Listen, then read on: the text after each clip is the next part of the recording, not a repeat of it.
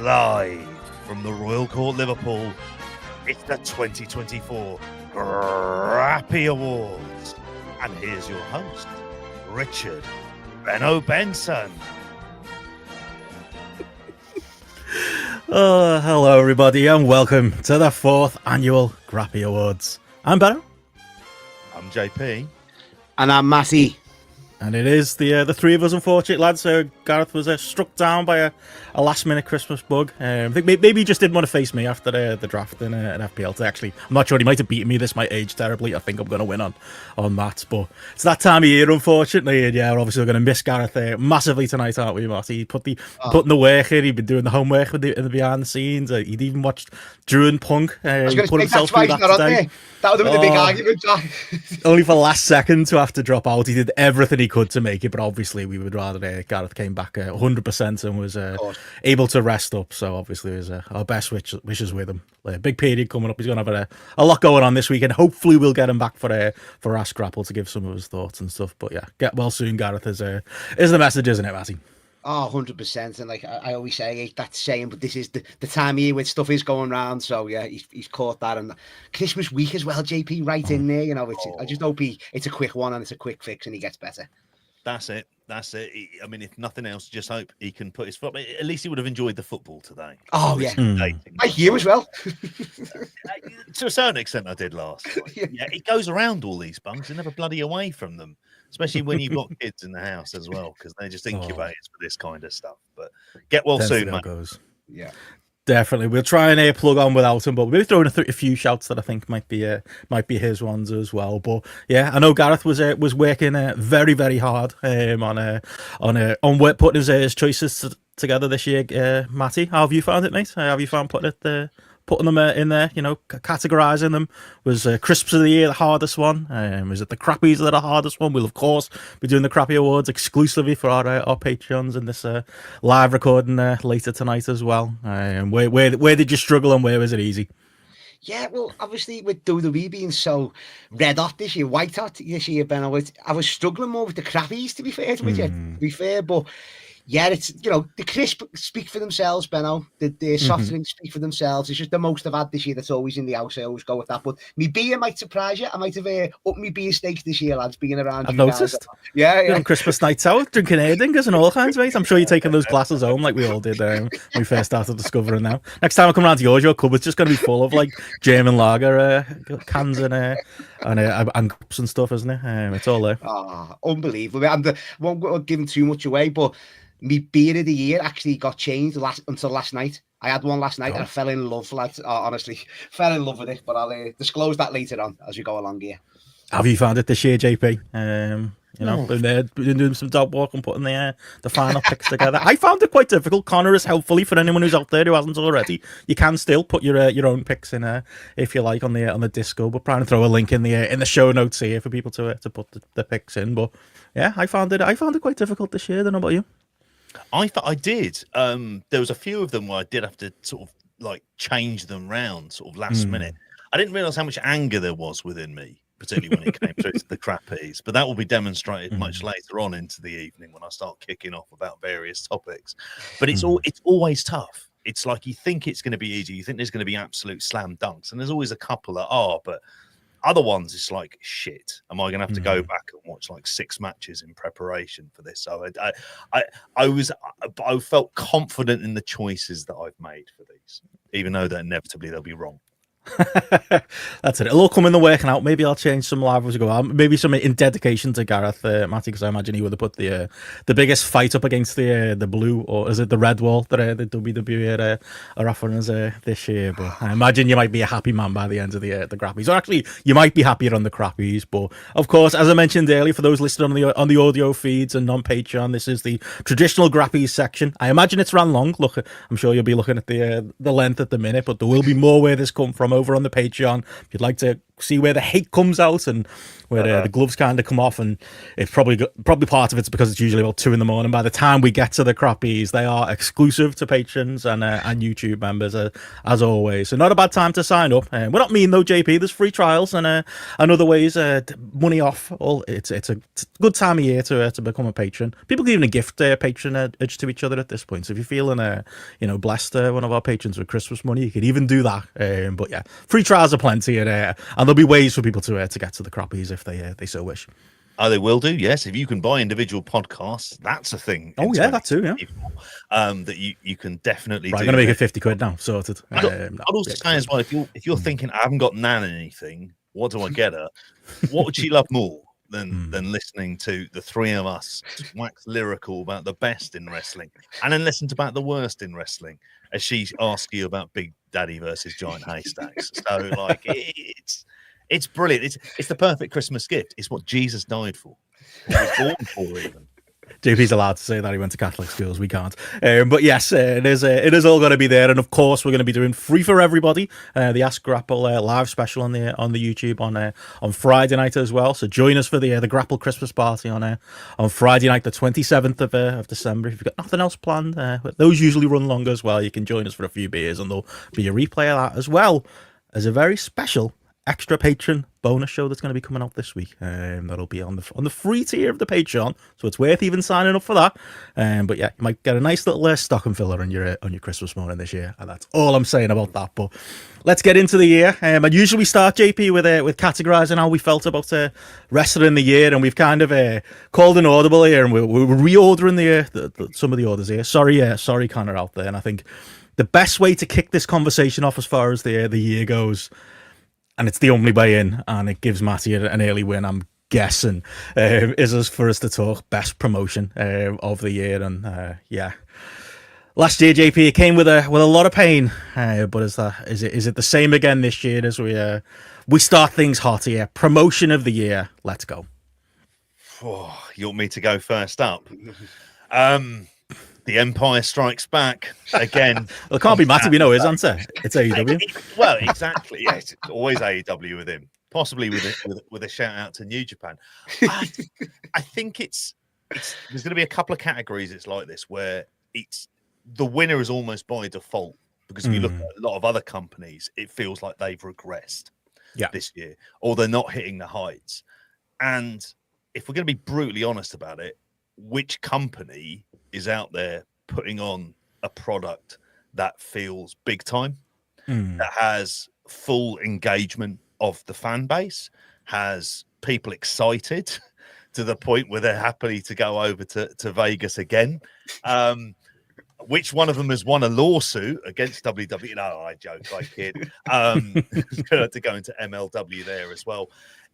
It kind of has to be. There's another category that feels quite similar to this, where it is by default, but I had to go with WWE. It is the hot, and I say that in inverted commas, product at the moment in wrestling. How hot that really is in kind of that greater, like, wider public perception, we're going to find out. He's got the beers open now. Got the Steve Wise is going. The Matty Wise is going. Yeah. Oh, there you go. Yeah, fair enough. It's also like we're living in very tribal times, and I think generally that's for everything. That's politics, it's football, it's every aspect of people's life is very, very tribal, and this is a very tribal one.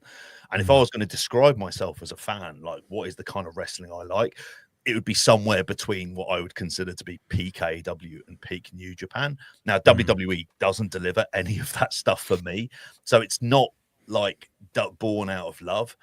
It's just it's partly because those other companies, as I'll get to in a little bit, certainly for you Patreon listeners, you'll get to hear it. I think those other companies have regressed, and WWE have trodden a path which is stable. The storylines make sense. The mid card is even over, let alone the top guys. We're getting into Mania season, and it's more interesting when you're thinking about, there's the possibility of these types of main events. You know, it feels like the test of it is almost like we get into a rumble where you could genuinely say there could be 5 or 6 different winners. Yeah, that's generally the sign of a good WWE. at this stage. So yeah, even for all its faults, and as much as I loathe them deep down in my in my bone marrow, I had to go with WWE. Come on, Ben. I mean, I'll dive in because like this is tough because I almost it hurts Matty because like if I look up and down my ballot, and not to spoil anything for later in the show, you know, we get into the individual awards as far as companies go. There are other companies that are probably better represented than your favorite, and that's probably the point where Gareth would jump in and go, "Well, is that not the promotion of the year?"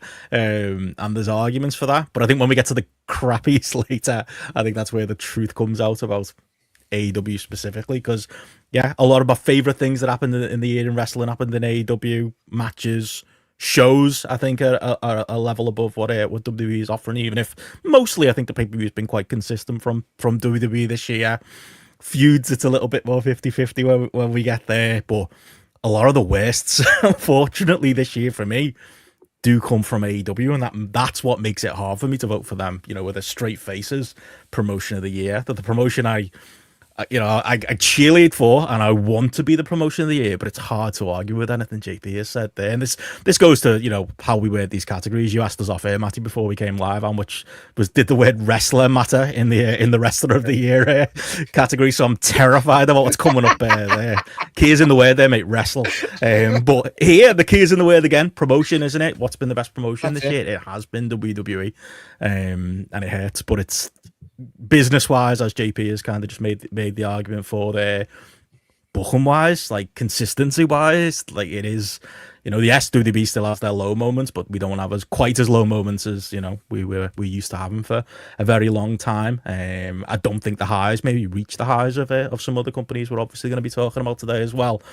But that consistency of booking, and as we talked about earlier in the year, Matty, like we're going into that WrestleMania season with like how many, just looking at all the different over acts, even right down to acts like Judgment Day and Dominic Mysterio, and you know, Gunther's had a great year, and just the protection of the important acts, and not that all those important acts are, you know, have these red hot segments. And it's something Pamphlet will often say when you and him going back and forth, Matty, like the red hot segments and the red hot crowds and the hot run of business, all of that stuff is not disconnected entirely from what they are offering on screen. They are super serving their audience, and we're lucky to have you here, Matty, as the friendly face of the Fed on this podcast that can speak to that. But they are super serving people like you, so it's like it's hard to say anything else other than WWE.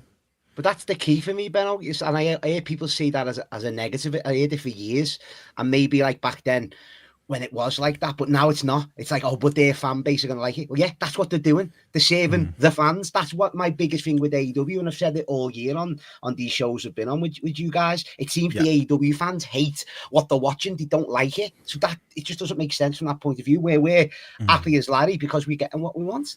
That's just as simple as that. I'm getting, not everything's amazing. There's still some duds, like yourself there on the crappies. I've got a few things that are WWE. Course, because not everything's great. Yeah, not everything is great, but the stuff that is just out of this world, especially for me anyway. And I've absolutely there's no even other one that come into mind. Benno, you know, that's not going to shock many people, but it's got to be done. As you say, promotion wise, business, everything.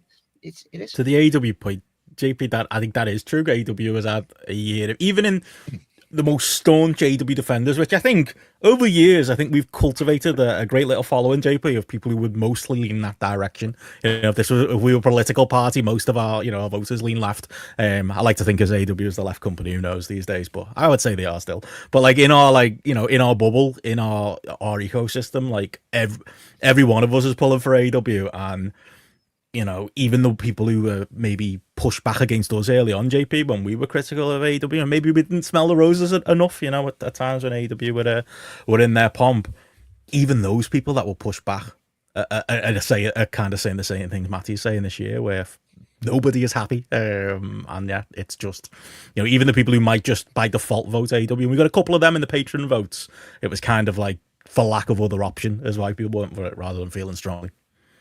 Yeah, this is, I think you hit the nail on the head earlier on when you were saying, actually, there's categories we're going to go through where it's not going to be WWE based or led.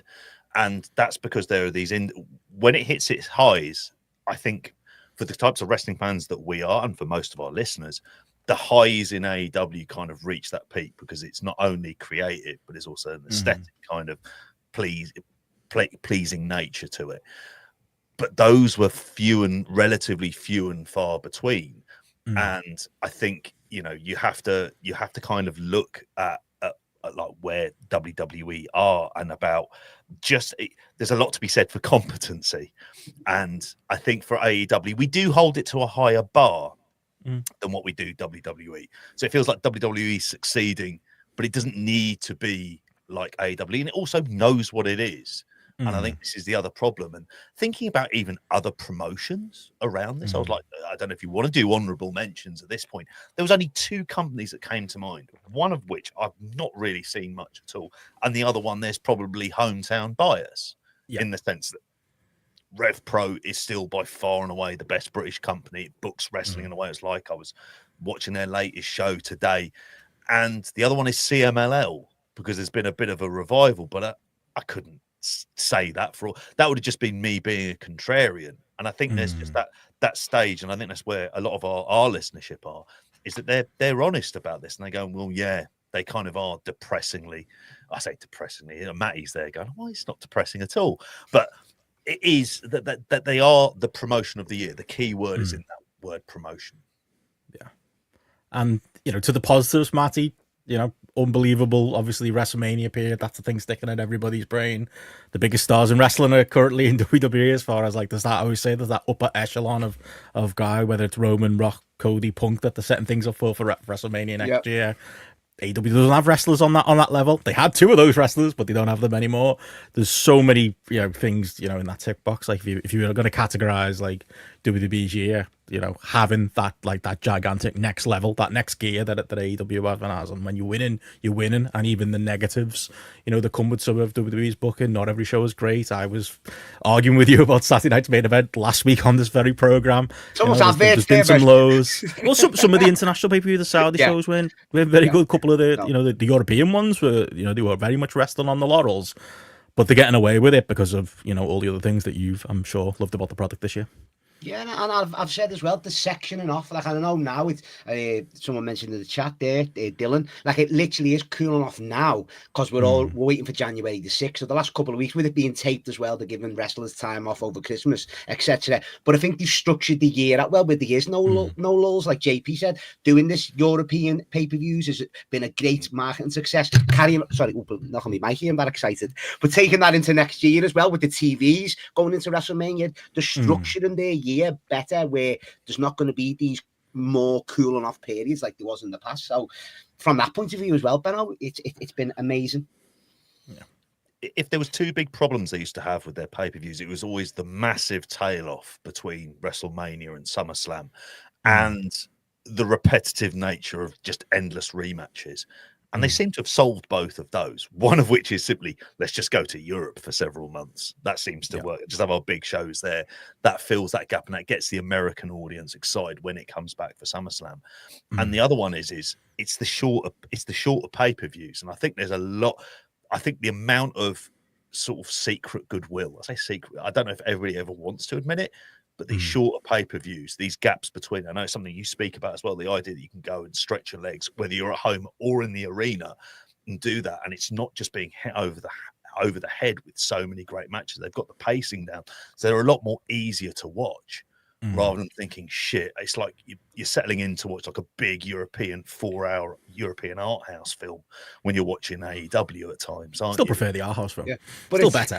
But also, the art house film is still better when it works, but it's like it's a lot to take on board. But also one of the biggest things I say is like, you got people who've been on the roster for like 10 years plus, haven't you, at this point, like Kevin Owens, like a Seth Rollins. And in the years gone by, you could tell, yeah, they're a bit stale to this, but that's one of Triple H's biggest things as a booker and as writing this, is that these don't feel stale anymore. They've got new like leases of life. They've got new blood into them, and it's all making sense from like he's structuring the storylines like from years ago, where like, in a segment you're bringing that up. Like with Drew at the minute, don't want to date this, but like even I was thinking, why is he going after all the bloodline? But he hasn't mentioned Solo. But then I watched SmackDown and he fronted Solo to his face. I'm coming for you as well, no matter what. So they're carrying things on from years ago, which they never would have done a couple of years back. So it's just been great. which is the bare minimum, you know, as far as storytelling goes. But they're doing it, you know, and that's it's competence. It's competence, and there's an incompetence that just surrounds AEW this year. Like I said, give AEW the nod when it comes to pay-per-views. TV, it's probably a wash. I think most Dynamites have way higher highs than Raw and SmackDown this year, but it's had a lot of lows. I think Raw and SmackDown are just mostly Raw, quietly booked well and laid out well.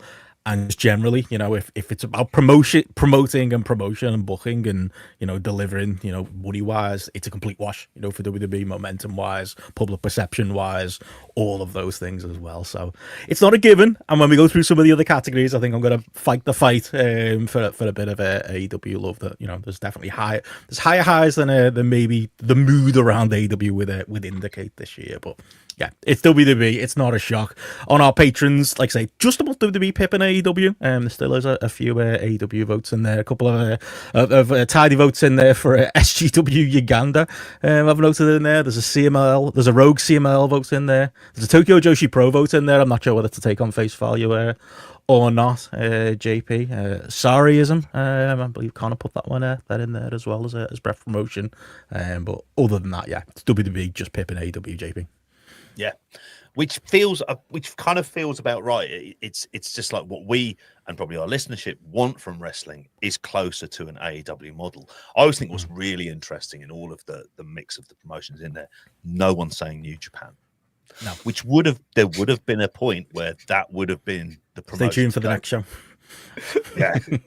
Yeah, stay very much tuned for it there. Yeah, there are years past absolutely where that would be a consideration, but we'll move on from there. That's we got that out the way now, Matty. Now let's get to the good stuff.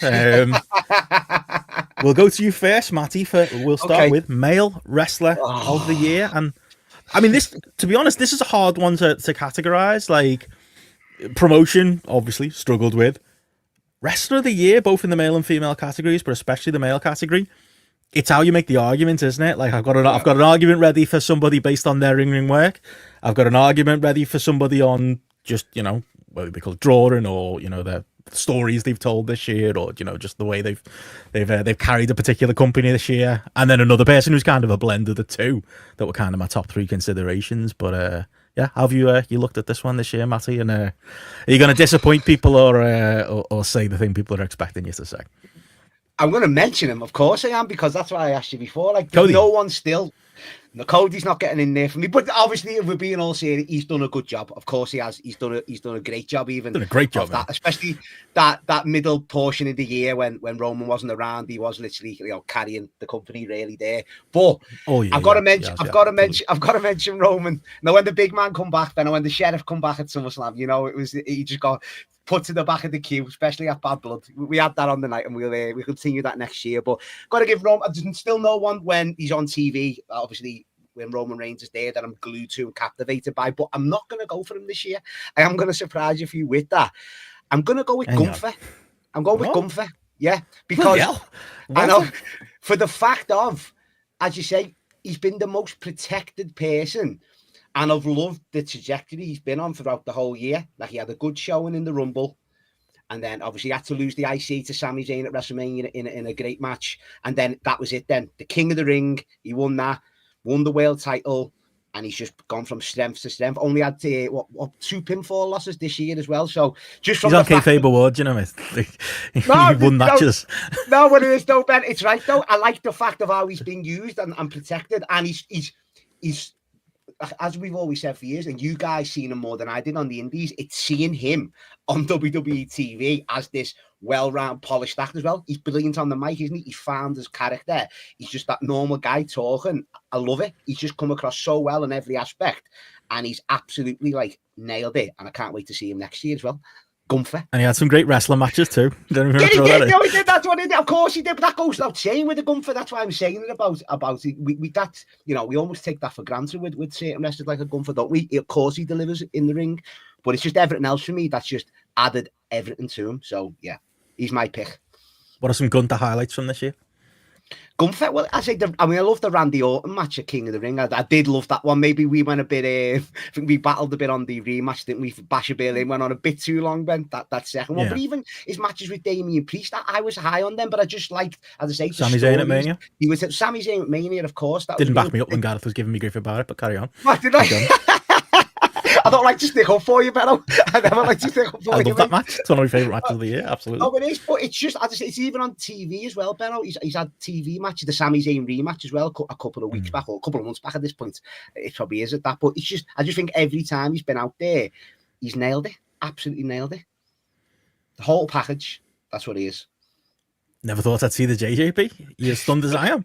I am. I mean, I had him, like, when I was thinking of the best wrestlers from WWE, he was there, but it wasn't quite ticking the boxes in the way that another one was. But if you were going to pick someone on an all-rounder basis of, like, kind of matches, character, promo, and their sort of stature as a star, I think Gunter's actually a really cracking shout, Matty. I think there's certainly a good argument of of that top male. It'd be between him and Cody would be the obvious choices, and then it depends how you would see it from there. I mean, to get into mine, I found this really hard because it was almost by a process of elimination of who were the people that I would go for. So I didn't go for Cody because I didn't think that the matches were there, even though as a star, he's as big as he ever has been. Gunter, it might be a case when he's in there with kind of like, I'd imagine, bigger stars having bigger matches on a bigger platform, which could be 2025 when it's really his year. But I didn't feel he was there yet. The only time I think it might be one of the few times I mentioned New Japan in the GRAPPY section of the awards. Zach had a great year, but that's because the company was shit. It was the best. It was the best of a very bad bunch, and there was no one else there who was kind of remotely close to him. So I ended up really going between one of two wrestlers. It was either going to be Will Ospreay or Bryan Danielson for me. And then I did the thing I think I did last year, where I looked at the body of work, and I looked at the body of work of Will Ospreay, who has succeeded in AEW despite AEW, I feel. But it's just a general body of work of how good the matches have been. Just to mention some of them. He had a match with Josh Alexander in TNA that was fucking awesome. He had a match in Rev Pro with Oku that we were at that was fucking incredible. His matches in AEW, you mentioned Takeshita, Danielson, Kyle Fletcher, Swerve Strickland. Like, I know I'm probably forgetting others into the mix as well there.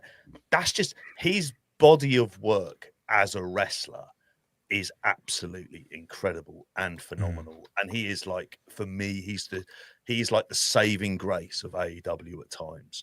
And he has, in the main, managed to avoid a lot of the crazy booking issues that AEW have suffered. He's managed to get himself over and feel like a big star straight from the off. Like, that crowd have gravitated to him, and you see how they pop when he comes out. And it's like I say, it's in spite of the company rather than like as a result of it. So that's the reason I went for him. But it was a very close run thing between him and Danielson. Danielson on the bigger stage. Interesting. I did have Danielson in my consideration, but well, you always have Danielson in your consideration, but maybe not in my final consideration. And it seems like a few of the chat and a few of the people who've given us our community entries on the Discord have gone with him. It's hard to argue with Ospreay, and I think the case is so strong for Ospreay in ring. It's why he just about pips my other possible choices.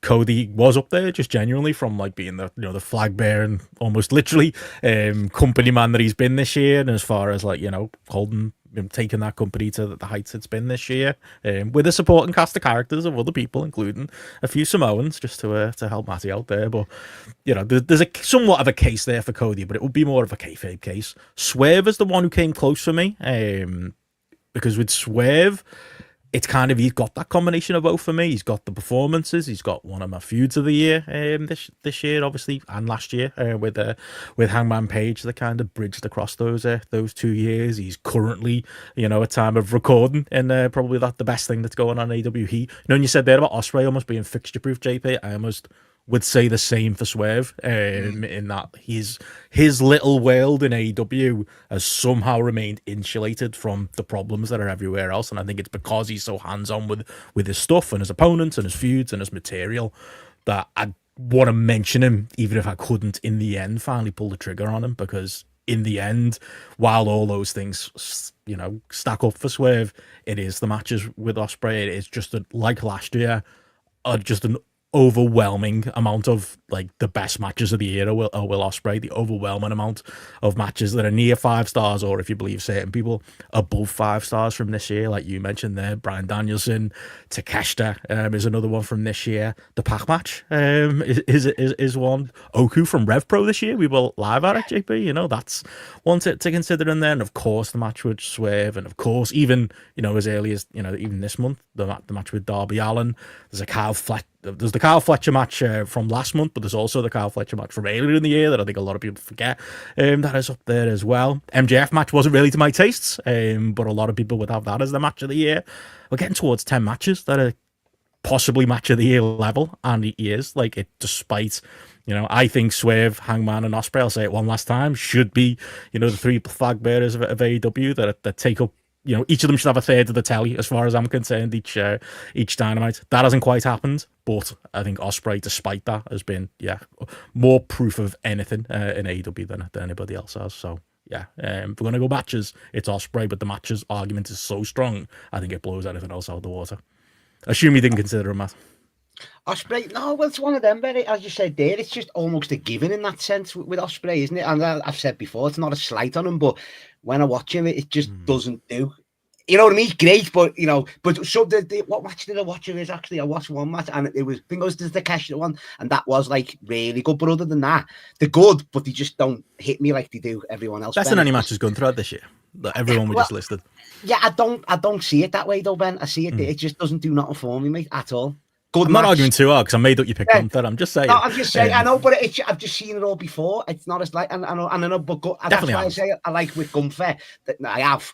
I know these even the one with Dab. What match was it? Ricochet. I watched that from last night. Don't want to date this, but I can just picture it in my head, Benno. I can just see it in my head before I've even watched it. It's just all the time, and that's not a slight on him because, of course, everyone loves him. But I don't know, just doesn't do nothing for me. I think for me, it's the matches, and it's also, if we're talking performance, it's the promo work this year and last year as well.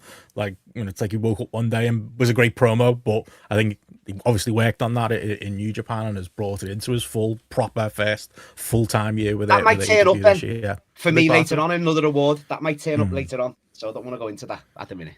Yeah, Ospreay is overwhelmingly the best performer in wrestling right now. Maybe with a couple of maybe a runner-up in Swerve, and there's an argument for Gunther there as well. But yeah, it's Ospreay, and as far as like the community entries go, overwhelmingly Ospreay. I mentioned JP. There were a couple of shouts for Swerve. Bryan Danielson's name did turn up a few times.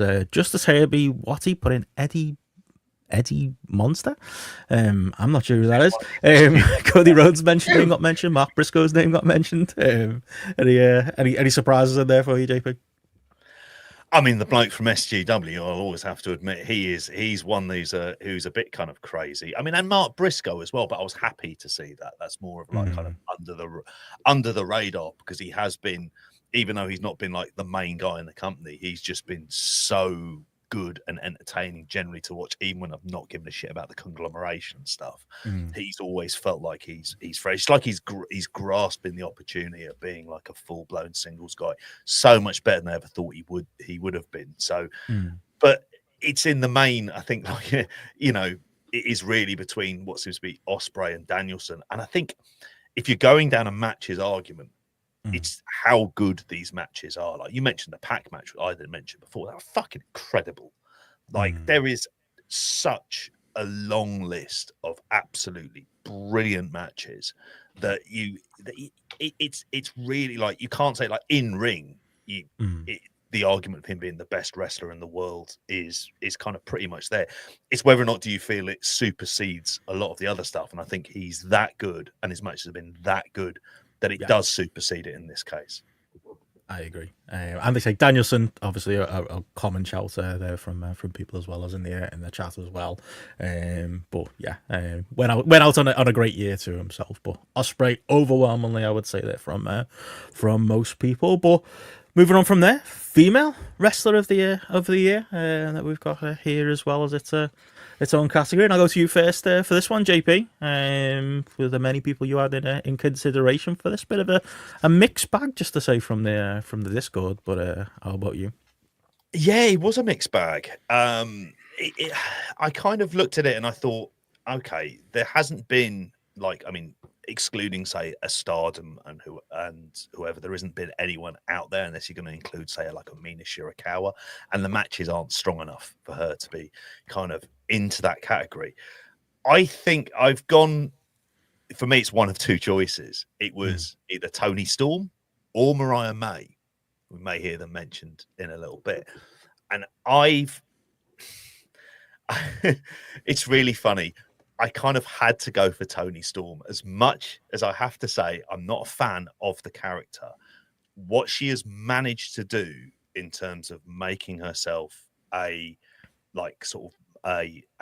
star within the company, something I never thought that would be able to happen, working on a gimmick and throwing herself so much into it that it couldn't help but get over. I know now it's in this sort of strange sort of amnesia phase at time of recording here, but I thought that she was strong as a champion. She was getting reactions that other women's champions didn't. I also have to say as well, in terms of the other competition outside, your Mercedes Monets and your Britt Bakers never, obviously, we'll hear more about them deeper into the podcast. And in WWE side, Rhea Ripley was injured for a large swathe of the year. So, who is it going to be on that side? There's no Becky Lynch. There's no Charlotte Flair. Bayley's run I wasn't a fan of. Liv Morgan feels like it's very much like kind of like a placeholder, and I don't even know what the fuck Nia Jax is these days, because she certainly isn't a wrestler.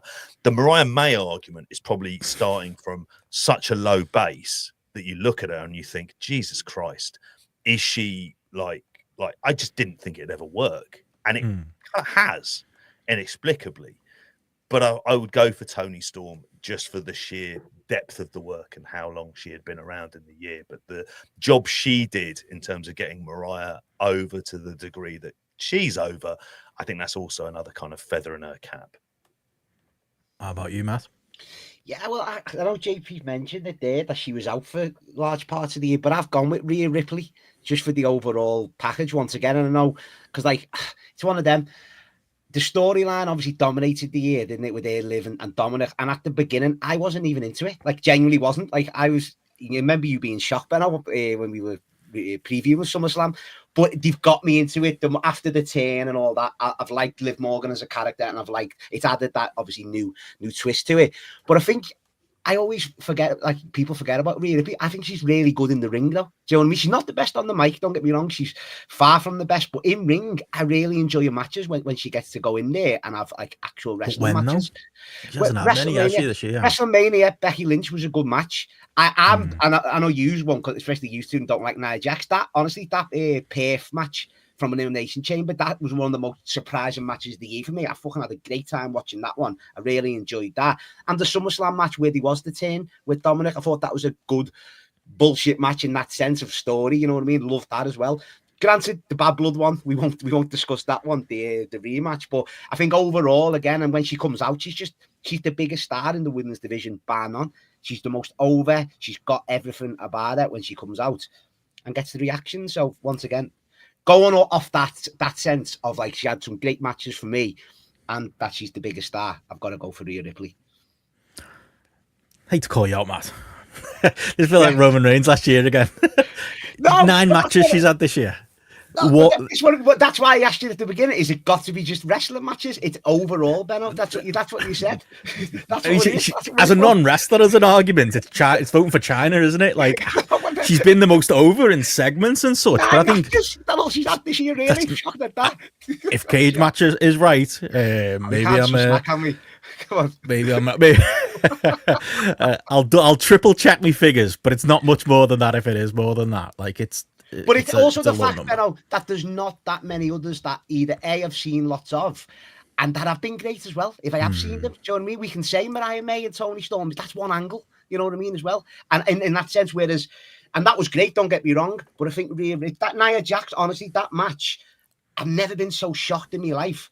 I know the hometown crowd helped it a lot and all that, but honestly, that match was one of the most shocking things I've seen. At the fact that I'm not expecting that, and I really got into that match, like genuinely.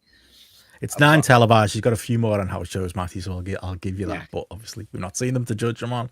I get it as a character, and Don makes the argument there. He's gone for it just out of being the best of a bad lot, as he says there, not a vintage year for he's right, women's wrestling. Chris Elliott backing that up as well. Most over woman in wrestling, and she absolutely is. She's a star on a level nobody else is, I think, in that WWE women's division. One of the most over women. She's one of the most over wrestlers, period. That's true. In the whole world. That gigantic character, yeah. It really is. You know what I mean? So, yeah.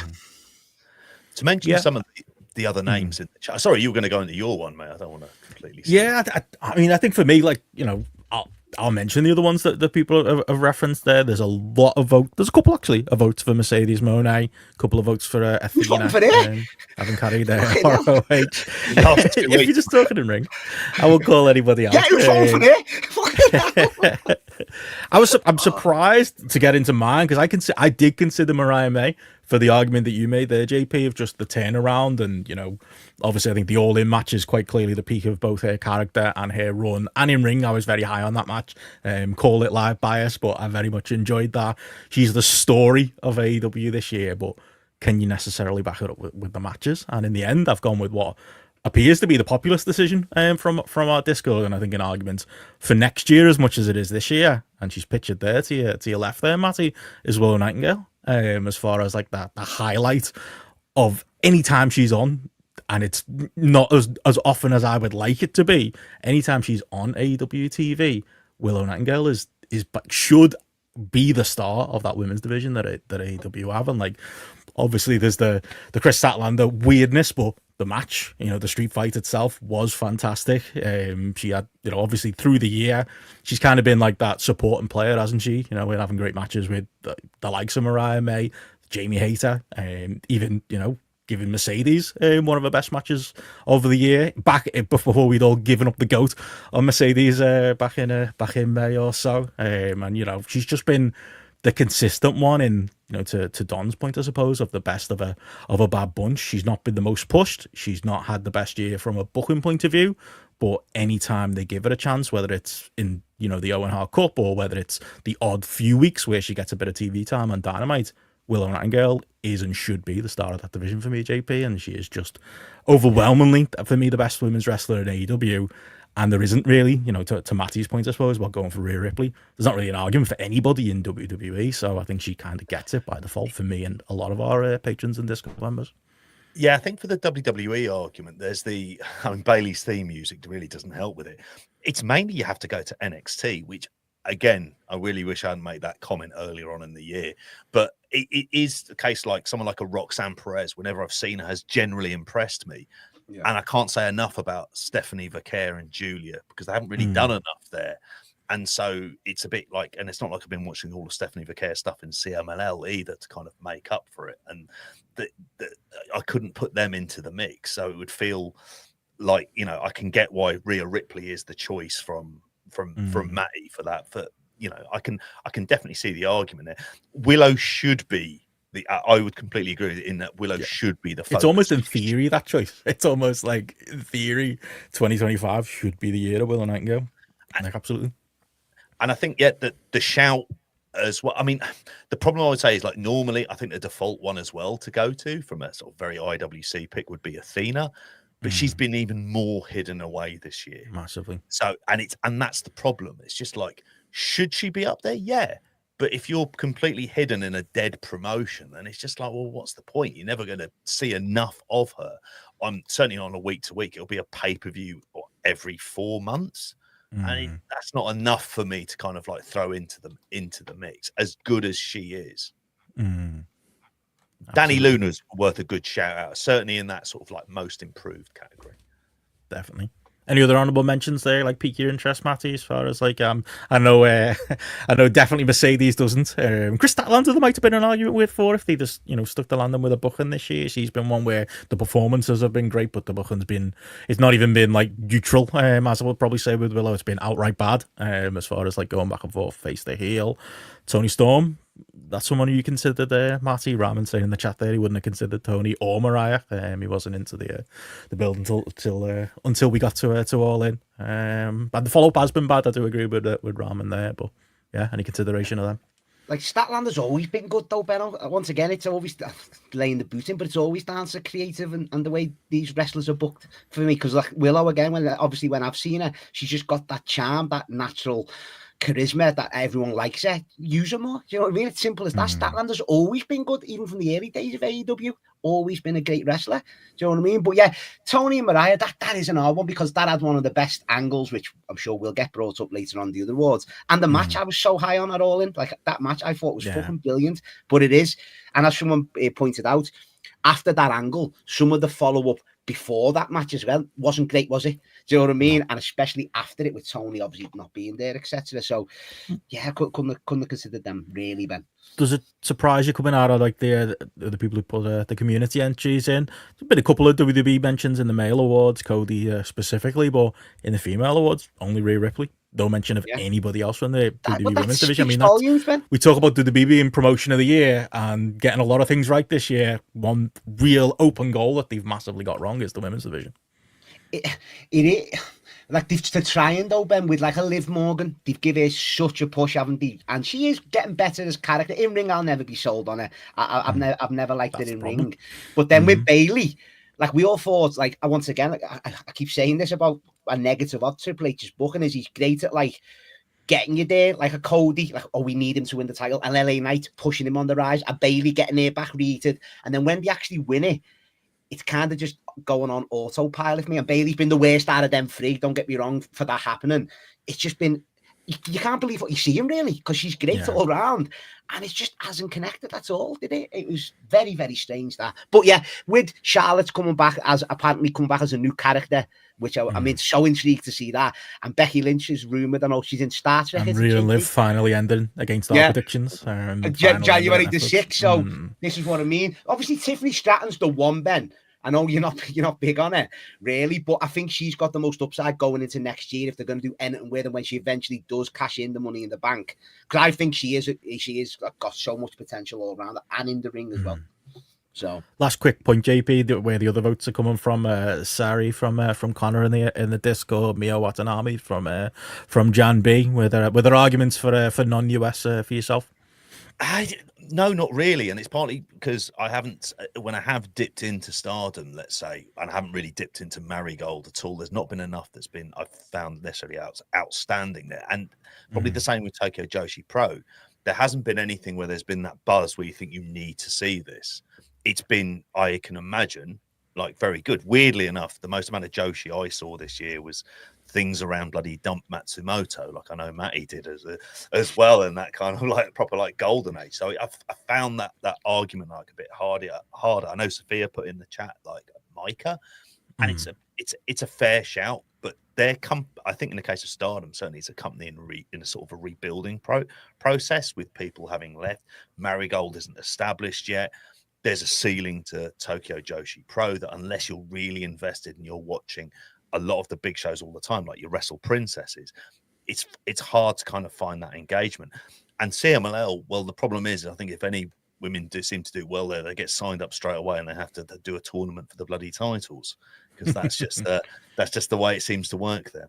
Now, what else speaks volumes? It's two of my like default answers probably on these shows over the years, or like when we used to cover like TNA a lot. Jordan Grace and Masha Slamovich, they haven't been mentioned. They mustn't have done much this year. Like obviously I haven't seen even those of us keeping half an eye on TNA kept a quarter of an eye on TNA this year, if that. Whereas last year we were tuning in for the pay-per-views, weren't we, and kind of felt more connected to that product. She was in the Rumble. Let's not forget Jordan Grace this year, wasn't she? So that was a big one. Oh, yeah, that counts. 2024. Yeah, absolutely. Yeah. The shout Ewan has given, I think, is something about the way that Rev Pro have started in terms of the way they've booked women. This has been the best year. How they've booked women. They've given them like sort of individual storylines. They've given them a bit more of a focus than they have done before. They've put in some of that work, and there are lots of people who have achieved better than what I would have expected them to, say like a Danny Luna in there, or even a Kanji. I couldn't say that there'd be a good argument for them being the overall sort of women's wrestler of the year, because they haven't had that kind of that big stage and that kind of like that seasoning side of it. Well, as we go through the divisions, and this will be quick before we get to bigger awards, we do have, and it's a stand-in from previous years, Tag Team of the Year. I said to you off air, we might even drop this.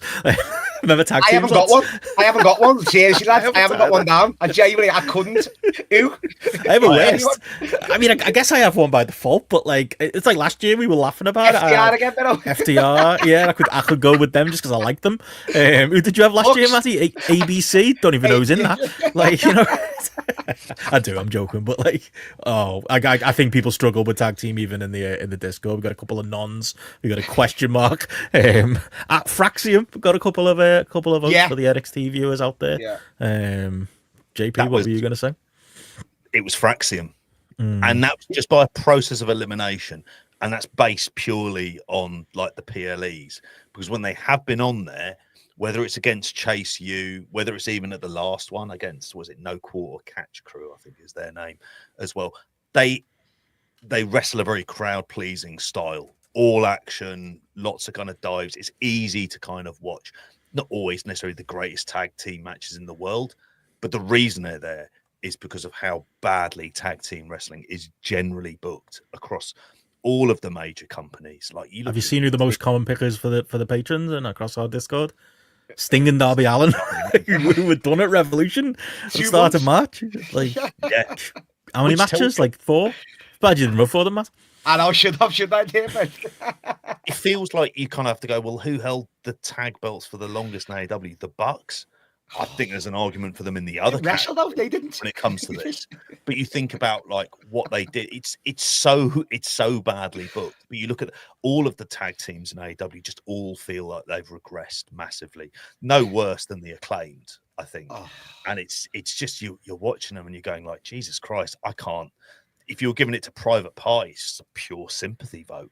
Was it all in? Stage. Was it that the triple threat? Was it all in where it was just them free? Just get your free names out there with Acclaimed, FCR, and Bucks, wasn't it? Am I right? That was just like, honestly, like if that was stale. I know I almost had down, but this is just for the chemistry between the two with Randy Orton and Kevin Owens, when they like buddy cops. That was also what I was going for. Exactly, that's how bad. Could have always have a Sting and Hogan in TNA in 2010, mate. Like. That's how awful, though. For me, no one stood out at all this year in tag teams. It's been crazy. You mentioned a couple of British teams, Turin Lacey, Bryant Brothers, CPF. Dylan, Roman and Cody's tag division has been terrible this year. That's all we're getting. I'm going to hold my water on mine for the crowd. No, I'm going to say, I think it's the Young Bucks, but I think it's by default. I also... might be mentioning them on the next show. Can you be the best and the worst tag team in the same year? Because I kind of think they are. From a booking point of view and from a do I want to see them on my telly point of view, they are like among the worst characters in AEW. But they were the other part and they were the glue that held the Sting and Darby match together. They did have good matches with Private Party this year. They're the only people who have good matches with Private Party. It's the Young Bucks. There was actually a good FTR and Young Bucks match this year. The first time for anything that we had this year. Like that was a Dynasty, which is in there in consideration for my pay-per-views of the year. They've had really strong matches this year in isolation.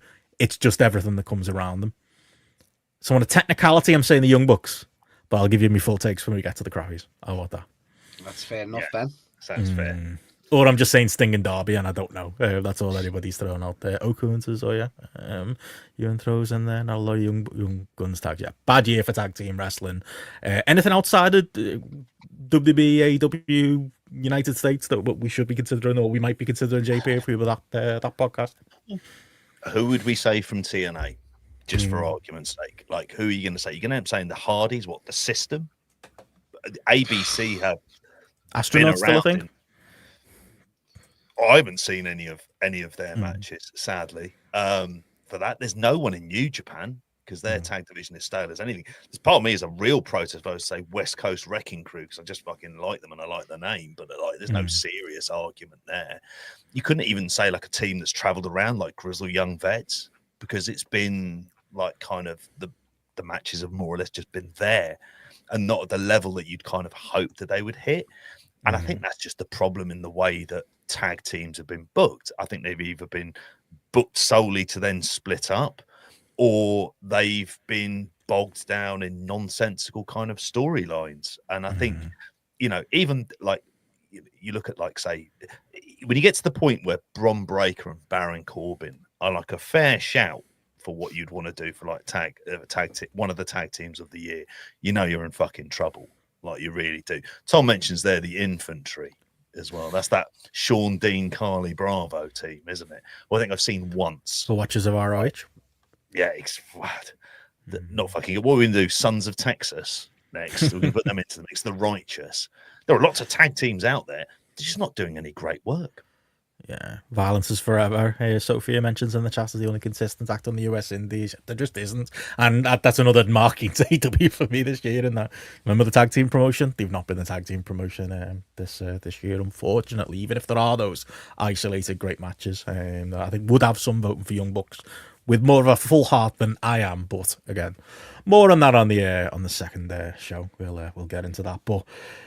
Moving on from there into a big one, match of the year as far as 2024 goes. And this award, like I said earlier, I grappled Gareth watching Drew McIntyre versus CM Punk. I wonder, I'll just say that was probably Gareth's choice, Drew McIntyre versus CM Punk. So I'll just move on to us now.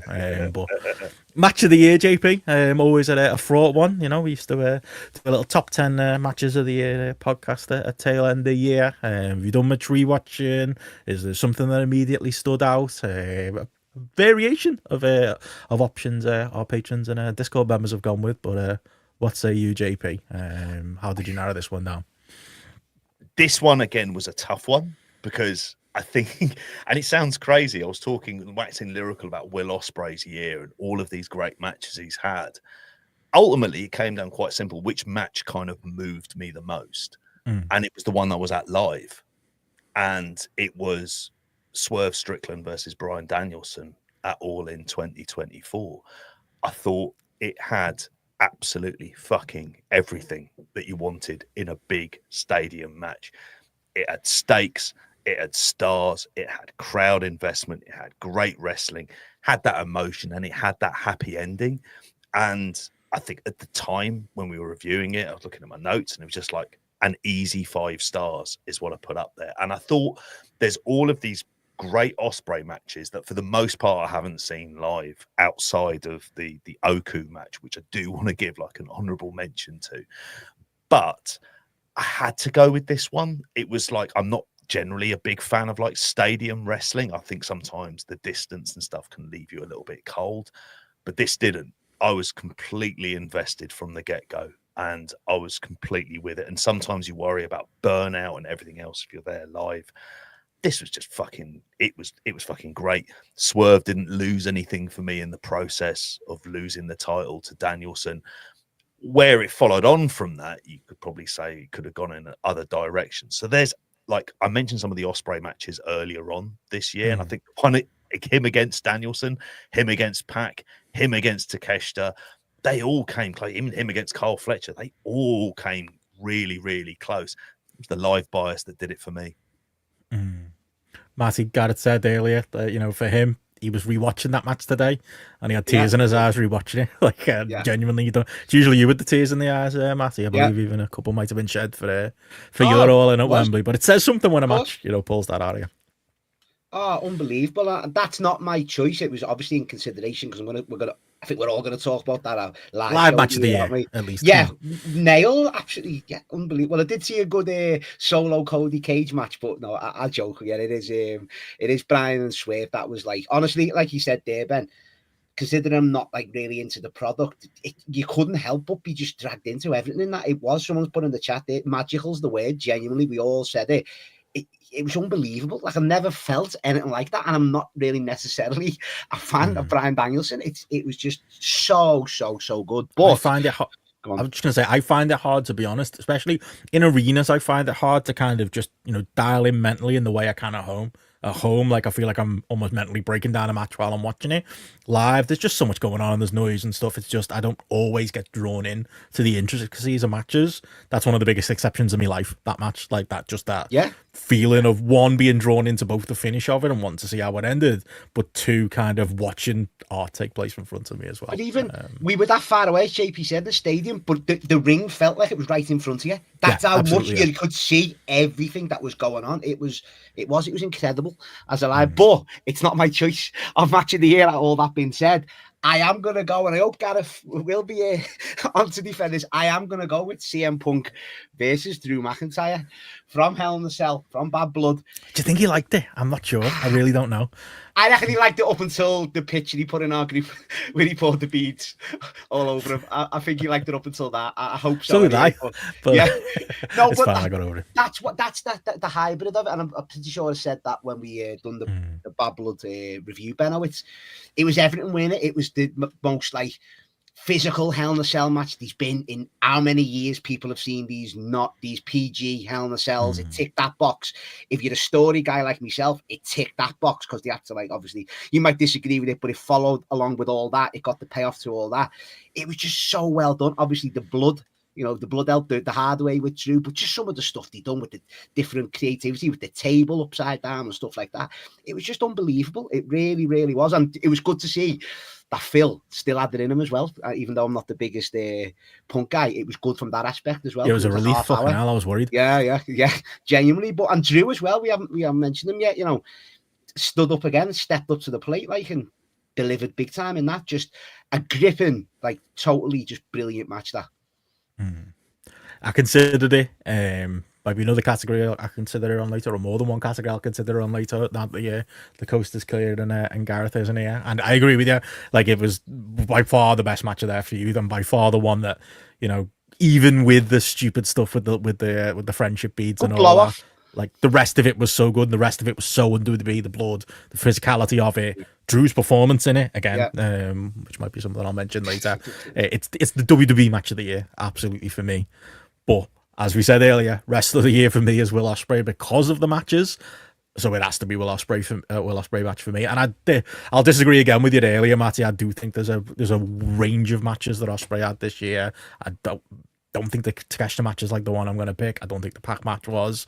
Don't think the Rev Pro match with Oku was. Don't think the Darby Allin match on Dynamite last week was as well to that point. But for me, the peak of Ospreay this year, and it's hard to pick one, to be honest, with all of those options there, is the Danielson match. And I guess that gives the game away as to why a lot of people voted for Danielson there. That's, again, going back to an AEW Dynasty and everything we raved about it at the time. I think we put a YouTube clickbait video up, JP, calling it the perfect match, I think is the quote I used in the end of it. And some of it didn't age great, the whole stuff with Danielson and his neck and Ospreay, and we were going through the whole shall I do my own finisher type of stuff that I didn't like at the time, and I don't like now. And Danielson did end up returning to TV and was pretty much fine. That aside, though, it's the bell to bell, and I rewatched this match today, and it is just it's a styles clash of a match. It's not just a big shootout match. It's not just a strong match from Ospreay point of view. It's Danielson trying to break Ospreay down and Ospreay fighting back. And it's a great... Ospreay had a few really good, I think, selling performances this year. It's a great selling performance from Ospreay in there as well, as far as, like, maybe Danielson upping what I already think is a strong game from Ospreay that some would disagree, but, like, making sure those I's were dots and those T's were crossed, making sure all of the logic was there where it needed to be, where it usually is anyway, but it was elevated that bit further. And it was that match that, like, I still remember just jumping up and down, watching it, going completely crazy. And I'll have to check the tape, because the one thing I haven't done is listen back to what we said on that clickbait tape. Did I go 5? I am a coward. I bet you I fucking didn't. But I should have, having, rewatched it back now. It is a 5-star match. It is a perfect match. If we're just talking the bell to bell for what it is. If we're talking emotion, if we're talking athletics, if we're talking logic, psychology, it ticks every single one of those boxes. And it's actually, it's perfect as well, because if Ospreay wasn't going to be the world champion going forward this year, we've seen it happen a few times, with his booking, being in there with the Danielson, like, he doesn't lose anything by having one of those matches. And it's just, for me, it's the perfect example of, like we were saying last week, JP, what AEW should be is that match. And that was the peak of Danielson's year, but it was the peak of Ospreay's year too as well for me. Yeah, absolutely. I mean, that's when AEW, when it hits those kind of peaks, that's the AEW you want, and you think this is the way you want to present your characters. These are the kind of matches you want delivered on a big stage because you're happy to pay for them, happy to sit up till silly o'clock in the morning and watch them. In most other people's cases, I can't manage to do anymore. Yeah, one of the best crowds of the year as well. Sorry, just to mention, like honestly, like watching back today, like I mean, we had actually some good crowds this week for AEW, but it was rare crowds got that loud this year, and my god, yeah, exactly. But yeah, and it just says a lot about those guys as well. But it's also amazing it's happened in their worst year that they've had some of their best fucking matches as a company, which kind of tells you really go figure about what they are. It's the thing that's always, as we are often saying, it's the thing that bails them out. Yeah. There was a dream match, yeah, you and nails it there, a competitive dream match where the result mattered and it meant something that Ospreay went over and it meant something who was going to win because we were still jockeying back and forth as to what were the plans going to be at All In and all of that stuff in there as well. That's what AEW should be. If you want to do pure sports wrestling, doesn't have to be boring, doesn't have to be evolve in front of 20 people with two lads with beards and trunks. Like pure wrestling can be this, and it can be entertaining, and it can be a completely different package, and it's what I wish AEW was. And it was a overwhelming pick from our community. We did get that name a lot, but we did also obviously got a fair amount of Danielson and Swerve votes in there as well. If anything, I'd say that's the majority, Danielson and Swerve from All In. Ospreay, Danielson kind of the runner up. Sting and Darby versus Young Bucks got a mention as well. War Games, the Bale one from this year. Like that's the only WWE shout I can see so far. We'll get more coming, but obviously it's completely different, like you guys are saying, like that was more of a good time on it, Ben, where everyone just coming together, having a good time, maybe not necessarily breaking down each move per se. And I think there was a few of them, like obviously Roman and Cody deserves a shout, like that last 5 minutes, whether you're into that type of wrestling or not, when everyone done the run-ins, and it was just such, and Cody actually finishing his story. If you must have had a tear shed in that eye, Ben, obviously on that night, but that last 5 minutes was something like you're just jumping up and down. Yeah, because I knew I'd go on here, and I'd have to argue with you that it was right all along that he should have lost the year before. That's where the tear was coming from for me. Yeah, if we were a different podcast, I think it was you, Matty, and two other versions of you. One of the other versions of you might have gone for that. For the WrestleMania main event and all that. And I know people might snigger at this, but one of the most matches I had following along with this, with just having a good time, was the Backlash France opener, Kevin Owens and Randy Orton against Solo and Tama Tonga. Just the craziness of the no DQ. Yeah, I'm putting him in there, Ben. 4.75 on the melt scale. We didn't like it then. Everyone's worship, give it 4.75. So, but it's just the sheer chaoticness at the start of like Aldous made it no DQ, and that rabid. Them fans, like I know people say they took over in the main event with Cody and went a bit too far, but the fans were genuinely great that night, and I just had such a good time watching that match as well. So, got to give that a shout out as well. Well, they're off on one. Mio Watanabe and Mio Yamashita at Grand Princess 24 got a shout. JP, I'm sure Karen will be happy to see that on the list. I think she would be definitely with that one there. I'm sure it was great because normally those Wrestle Princess shows that they really go hell for leather. It was Jambi with that vote. Yeah. It is. It's unfortunately Tokyo Joshi Pro is generally used in this podcast and by our patrons as a threat, particularly from the King of the Mountains, to make us sit through some sort of big rewatch. So I can see a point. It might be in the likely unlikely. It was one of the things I wrote down. Will we end up watching Tokyo Joshi Pro Wrestle Princess? And I was like, I could see that 25 being the year. So maybe then we're going to end up going with the glory that is Tokyo Joshi Pro. Maybe it'll turn us around. But yeah, really pretty much a majority case there made for Swerve Danielson there as well. So the people with you, JP, and the love might follow on, as I almost feel like these next two awards be together, maybe for two of us. Best pay-per-view / PLE of the year, and favorite live show, which is usually when in years past, JP, we might have had more to offer, I think, with a very different scene. But let's do them both at once if they're not the same. JP, what are you going with? Best show or best pay-per-view and best live show? Okay, best live show. That is incredibly easy in terms of like All In. As overall, All in London 2024, because I mean, my expectations is there at least 3 to 4 great matches on there that are going to keep you going. And I remember thinking about All In. What did it have? Tony Storm, Mariah May. Had that brilliant casino gauntlet match as well, which I just fucking loved that. And obviously it had the main. There were dips in it though.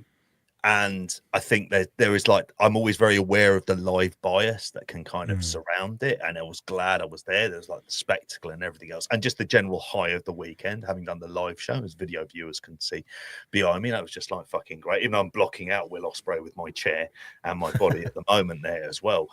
But when it came to the actual kind of like live show of the year, I really like, the best show of the year, I really struggled with this. And again, it came down to some AEW choices, which is incredible given particularly what the second half of this recording is going to turn into, and for the crappies. And I suppose I've gone for, just to be more on the nostalgic side, because I loved the spectacle of it. And again, I'm probably going to end up regretting it, because I think, you know, there's good shouts for like All Out, there's good shouts for Dynasty there as well. I've gone for Revolution, which feels like an incredibly like kind of like nostalgic pick as much as anything else. It had the Will Ospreay Takeshita match in there as well. That World Tag Team title match in the end, and the Sting retirement. It just felt like it was like a really big, proper match and a proper main event in there as well. And God, I even liked BCC versus FTR. Like I you know, I had some nostalgia for that. The Eddie Kingston Bryan Danielson match for the Continental Classic. Fine, it was the Continental Classic. He was defending his titles, wasn't he? I thought that was cracking as well. So I've gone with that, but I think there's also a familiarity of AEW shows where I think there are 3 or 4 parts, and then there's bits on the card going, oh, I remember hating that. And I think that sometimes goes into a bit of the problem. The reason I didn't go with WrestleMania Night 2, had spectacle, had all of the kind of bells and whistles you want from a big show, but it didn't have the kind of the match for me to be like kind of truly engaged in, for me to go with that. I'll go next, because I think we're going to have the most in common. JV, I didn't really consider Revolution. I do love, obviously, the end of that show, and Darby and Sting, and the Young Bucks, Ospreay Takeshita. It is up there with my favourite matches as the year. Maybe wasn't as high on the 3-way they had on that show. There's a couple of other matches in the undercard that maybe wasn't as high as the overall case on it. But this is where the AEW's strongest case would have been for promotion of the year. It's pay-per-views, because it's not out of the realm of possibility that I could have said that. Dynasty is another one that was right up there for me, just because it had my match of the year on it, and you know, outside of that was a strong pay-per-view as well. There's a number AEW's pay-per-views this year have largely still hit, even the ones that maybe haven't hit as high as the normal watermark, including one I was in New Jersey, was still, you know, a great show, and still an enjoyable show even there live, with the ups and downs that come with the, like you said earlier, JP and AEW pay-per-view, because they do take you to peaks and valleys through the night. But they're still the best in the business, I think, at that stuff. And yes, I'd take less matches, and yes, I'd add a match even to WWE, but I don't think WWE came close to AEW's best this year. And I think the best this year, call it bias, I would go with All In for both live show and for being there as a live show, and also just as a show, as a rewatch, you know, as we always do. We came back and reviewed it on the show, and we watched it back through again. There's all those AEW problems you mentioned there, JP. You know, one of the peaks of the night being the Casino Battle Royal, and then it's like, okay, what's after this? And that's, you know, that's where the pacing of an AEW show will hit you. That's where, you know, MJF and Ospreay suffered, and there's, you know, other pacing issues with the show. But as far as just an overall experience, both there live, love Tony Storm and Mariah May, as well as we mentioned earlier. Danielson versus Swerve, while not my match of the year, is definitely, you know, one that a lot of people voted for. I understand why, because it does come close, and it's the most, you know, I maybe felt attached to a match. if you give me a show, and again, call it bias, where there's 3 different moments in the night, one I'm holding my water on us to go too much into, that literally bring me into tears. Said about Gareth, it was me too. Actually, Matty, there was a lot of adult tears thrown around that night. You know, it had a lot of that, a lot of fan service that somebody like me will very much appreciate, specifically in the Casino Battle Royal as well. It was the best live experience, and for me, just the best overall show, and that's what we wanted. We said it at the time, we wanted All In 2023 to be, and it wasn't for us. I think All In 2024 was what All In 2023 should be. AEW's WrestleMania, probably to cue you up, Matty. But yeah, absolutely for me. And if it wasn't your show of the year, Matty, I'm expecting it to be your live show to go along with your possibly predictable show of the year. Me live show, 100%. I mean, it was like you guys have just said it, nailed it all there. Really, not more I can add. It had them 3 or 4 big matches that you wanted. It had a couple of bad ones, which one of them will be on me crappies later on. But as an experience, show, is there, this year, of course, there's not. And that's leaning into me choice, Benno, because I'm torn, because I had Backlash France down, but then it was like, well, that's just for the crowd, really. And there was a couple of matches I enjoyed on it. So 2, and it's only a 5-match pay-per-view, so the percentages of what matches you like are you're strong there. But then I thought, well, SummerSlam was probably my favourite overall show with the stories throughout the night. It was like a reset for the company as well. You had like Dominic and Liv getting together, you had Balor turning on Priest, you had Roman coming back, so it was kind of a reset going past SummerSlam into now. But then I thought about it, and like JP said there, I think I've got to go with WrestleMania Night 2 overall. I've got to, because Not Night 1. No, Night 1. No, although I did like the tag match main event, 45 minutes, all of it. I loved it. It genuinely was 45 minutes. I looked at the match time today as well. And, that wasn't entrances, that was bell to bell, 45 minutes. But when you bookended, JP, like you're saying there, with like you might, I say, wasn't exactly your taste, but when you've got the Seth and Drew like bombs match, because Seth was injured 5 minutes, and then you get the cash in straight away. You've got that great moment at the start of the night. Then you've got the moment at the end, like much to my chagrin in a way, of Cody finishing the story after that match. And then you had Bayley and the Sky, where people forget about. That was a really good match as well, with Bayley winning the title there. So after saying all that, I'm probably going to have to say WrestleMania Night 2 is my choice. But the other 2 I mentioned did deserve a good shout out. Yeah, and a lot of shouts in our community. Not many for WrestleMania XL, I'm afraid, Matty, for you. Of course. As far as a show of the year, but a lot of shouts for All In. The overwhelming majority went for All In. There was a Backlash 2024 shout in there. Grand Princess 2024 got a shout as well, JP. To be fair, yeah, Andy Ogden did go for WrestleMania 40 as a whole. I don't know whether he meant both nights or just night 2. There is Tom Hughes in the chat did throw a WrestleMania 40 shout in there as well. So you're not totally alone, Matty. Clash of the Castle. That's what I'm saying with it, guys. It's like, as you're saying there, overall, except for SummerSlam, probably for the story, but the matches weren't, it was more the story of SummerSlam. But even Clash of the Castle, Sophia said there, that coming to me, man, just for people forget how good that Sami Zayn Chad Gable match, you know what I mean? That was 25 minutes of proper story that they didn't really follow up on after that with Otis and the crew. And even with Punk coming in at the end as referee, and Priest and McIntyre was a good bombs match as well. So yeah, it's just a weird. Once again, he mightn't have been that top to bottom show, but as you said, Ben, very, very rare that they happen, aren't they? So I didn't consider Backlash. I remember the crowd being fun. That was it. Tom was kind of saying that before about the Ospreay Bryan match. They were for that one. They were a negative for me. For Backlash a lot of the night. That was kind of the problem. But I don't know. Did you consider anything else, JP? I considered All Out. I mean, I think I already mentioned some of the other AEW ones. Because all the booking for me. My memory was that maybe, did I like All Out more than All In? And then I went back and looked at the car. I was like, no, I didn't. I just like the booking and the fact that they managed to do both again this year. They did it, last year All Out was the better show, I think. This year All In was definitely the better show. But they were both well booked, and it was probably the best period of AEW's year, those few weeks, I think.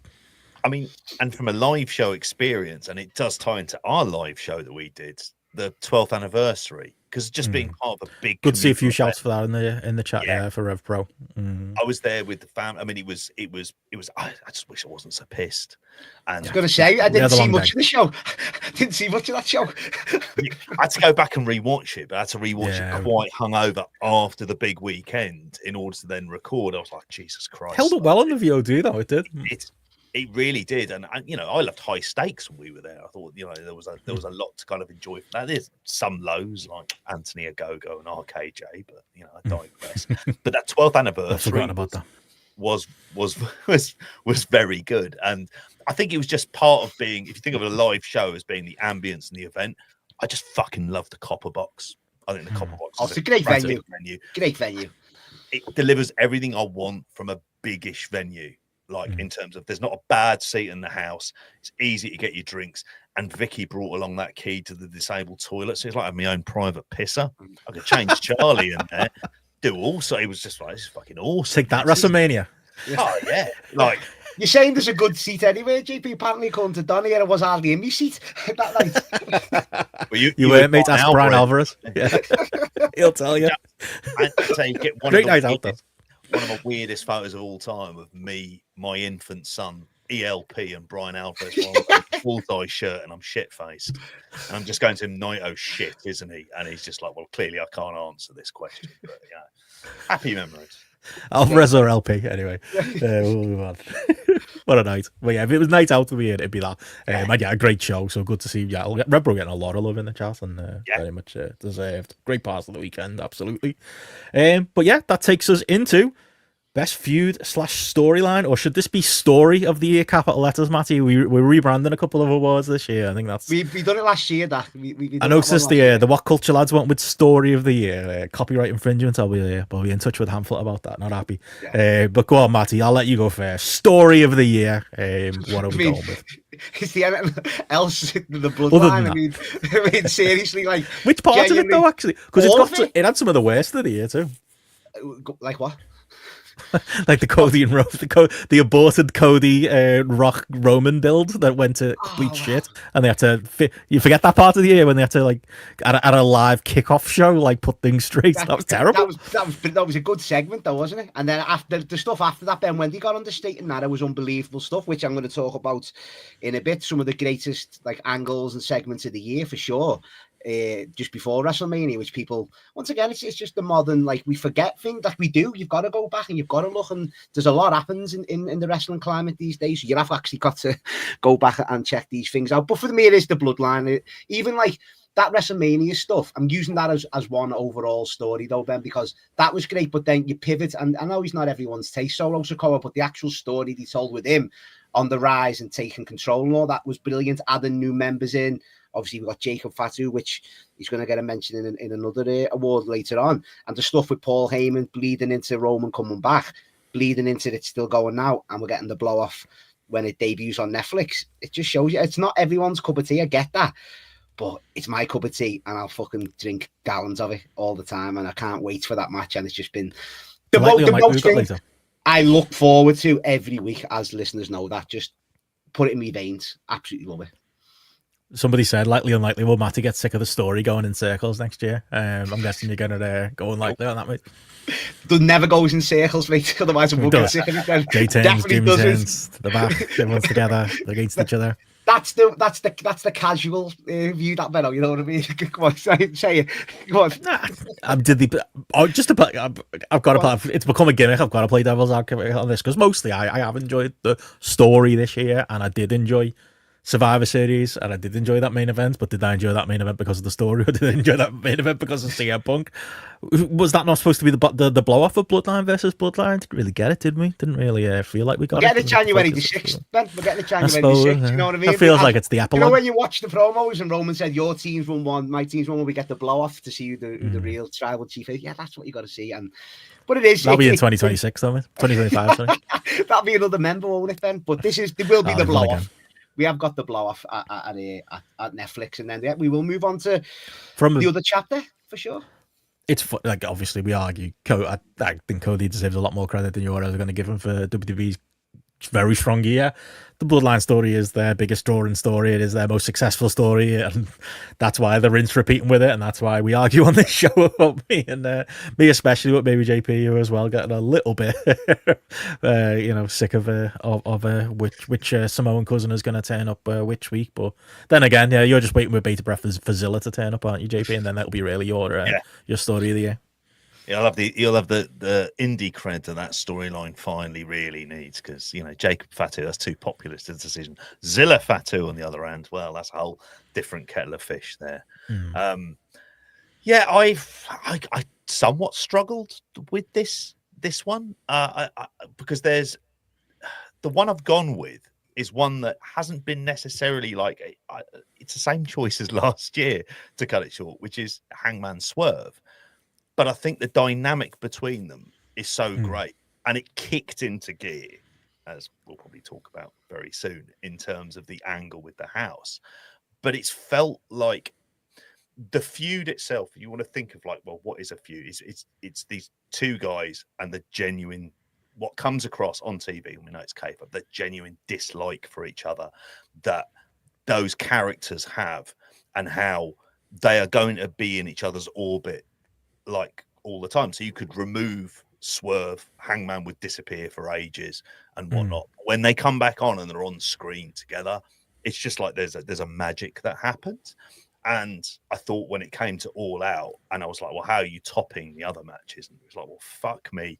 They gave it a bloody good go with one of the most vicious, brutal matches I've seen, whether it's needles, fucking cinder blocks, fucking more blood dripping into mouths and all sorts that are going on. I felt like that was the one I had to go for. Although the one that I loved at certain points, even if I really disliked the first match, which kind of tainted it for me, was Punk and Drew. Because I was loving Drew. I was loving his promos. That's my feud of the year, not story. If it's two wrestlers, JP, definitely. Yeah. Definitely. Yeah. I think they're the same, are they not? Because it's my story of the year / my feud of the year. I'm going with Drew and Punk, and it's got some of the negatives that I think the Bloodline story has. Like, it's not perfect. It's funny you go with Swerve and Hangman, JP. I think that was my argument against it. I think, to be honest, if we're arguing, the better half of Swerve and Hangman, I think, happened this year. Maybe not the better match, but the better storytelling, with some of the shit that happened last year in that story, which they kind of circled around and went with a different brand of shit, and it actually really worked with the House on Fire stuff this year and all of that actually almost drove it forwards and was a big part of it. But yeah, it bridging those 2 years made it kind of hot, made that imperfect for me. And like I say, some of the stuff that happened last year, not being able to count that when some of it I really didn't love, makes it hard to. Or even now, to be honest, like, I'm not sure all that work they did to Hangman's character is really paying off this year. Drew and Punk is also imperfect, but it is for me, it's the feud and the story of the year. The negatives are, as we mentioned earlier, it's the fucking friendship bracelet stuff, and luckily that is just a moment in the Hell in a Cell match, and they kind of mostly forgot it. I think, as you were about to say there, JP, the first match is definitely weak. They got better as they went in ring, but as far as a feud this year, imperfect as it was, that was carried and felt like real hatred. Like, they're trying to recreate it now, aren't they, with Seth Rollins? And it feels like somebody in that feud is going, yeah, it's not a WrestleMania match, that, mate. Let's just get that over with at Netflix. And they're moving on quickly, because I don't think Seth can carry his end of the feud quite like Drew did in this feud. If anything, Drew carried the feud. Promo-wise, Punk on a bad day is still Punk. And he had a few bad days in this feud, but he had a few solid days and a couple of good days. But I tell you, had great days all the way through. It was Drew. Drew's promo work. I've never been a Drew guy ever in my entire life.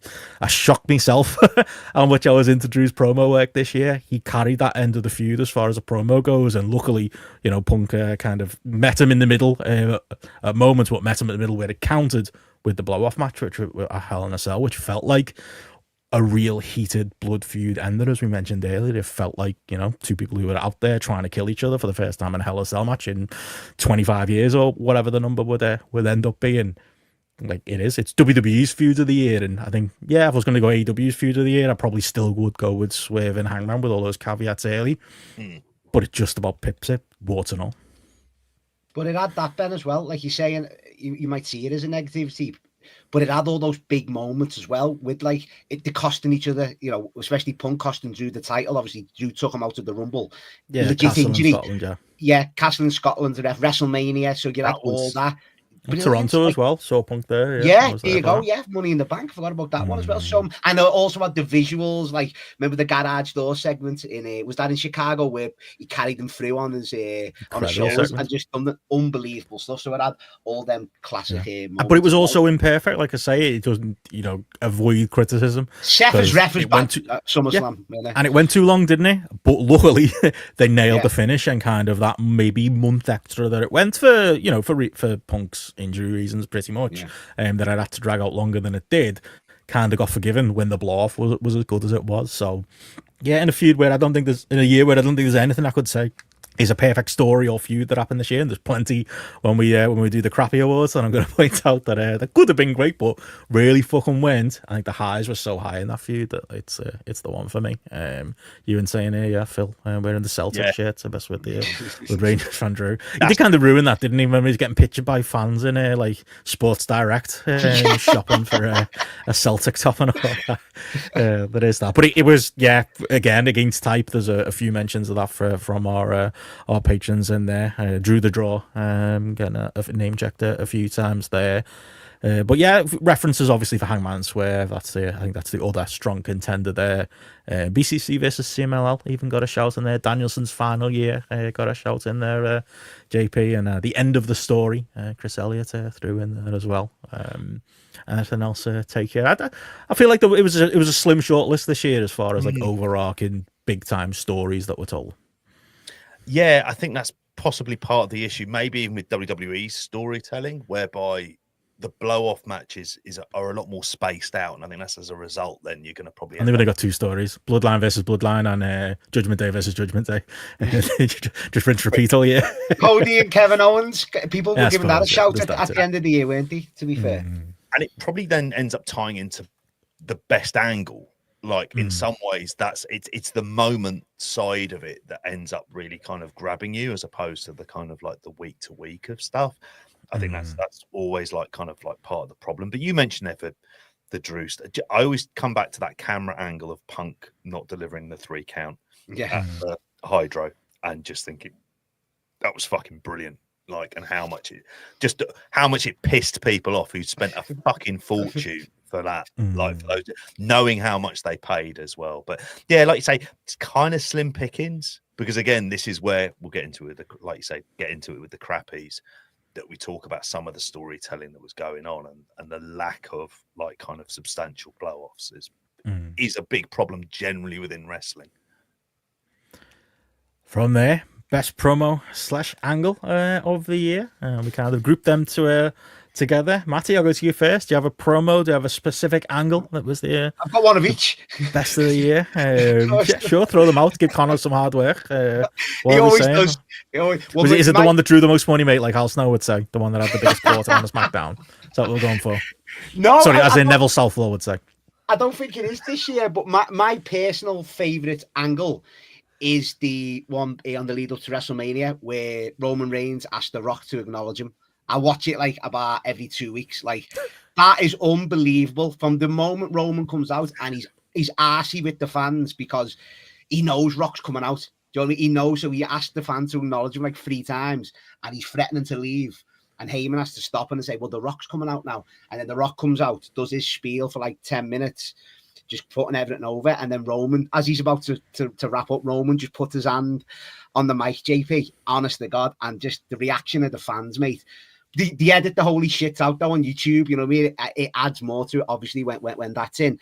And it's just incredible. He just asks him, and Rock just stares at him and just acknowledges him. And then we're off to the races. The fans are just laughing. Heyman's face in the background is absolutely mortified. Big Jim's laughing his head off, loving it, because he can't believe what's happening. Just a great moment for me. Just unbelievable moment in the story as well, which you're saying about blow-offs. Are we ever going to get the blow-off and we're ever going to get to that match? Probably not. But as a standalone angle for me, and there's a lot I could say, but that's my favourite angle. But promo-wise, that feud.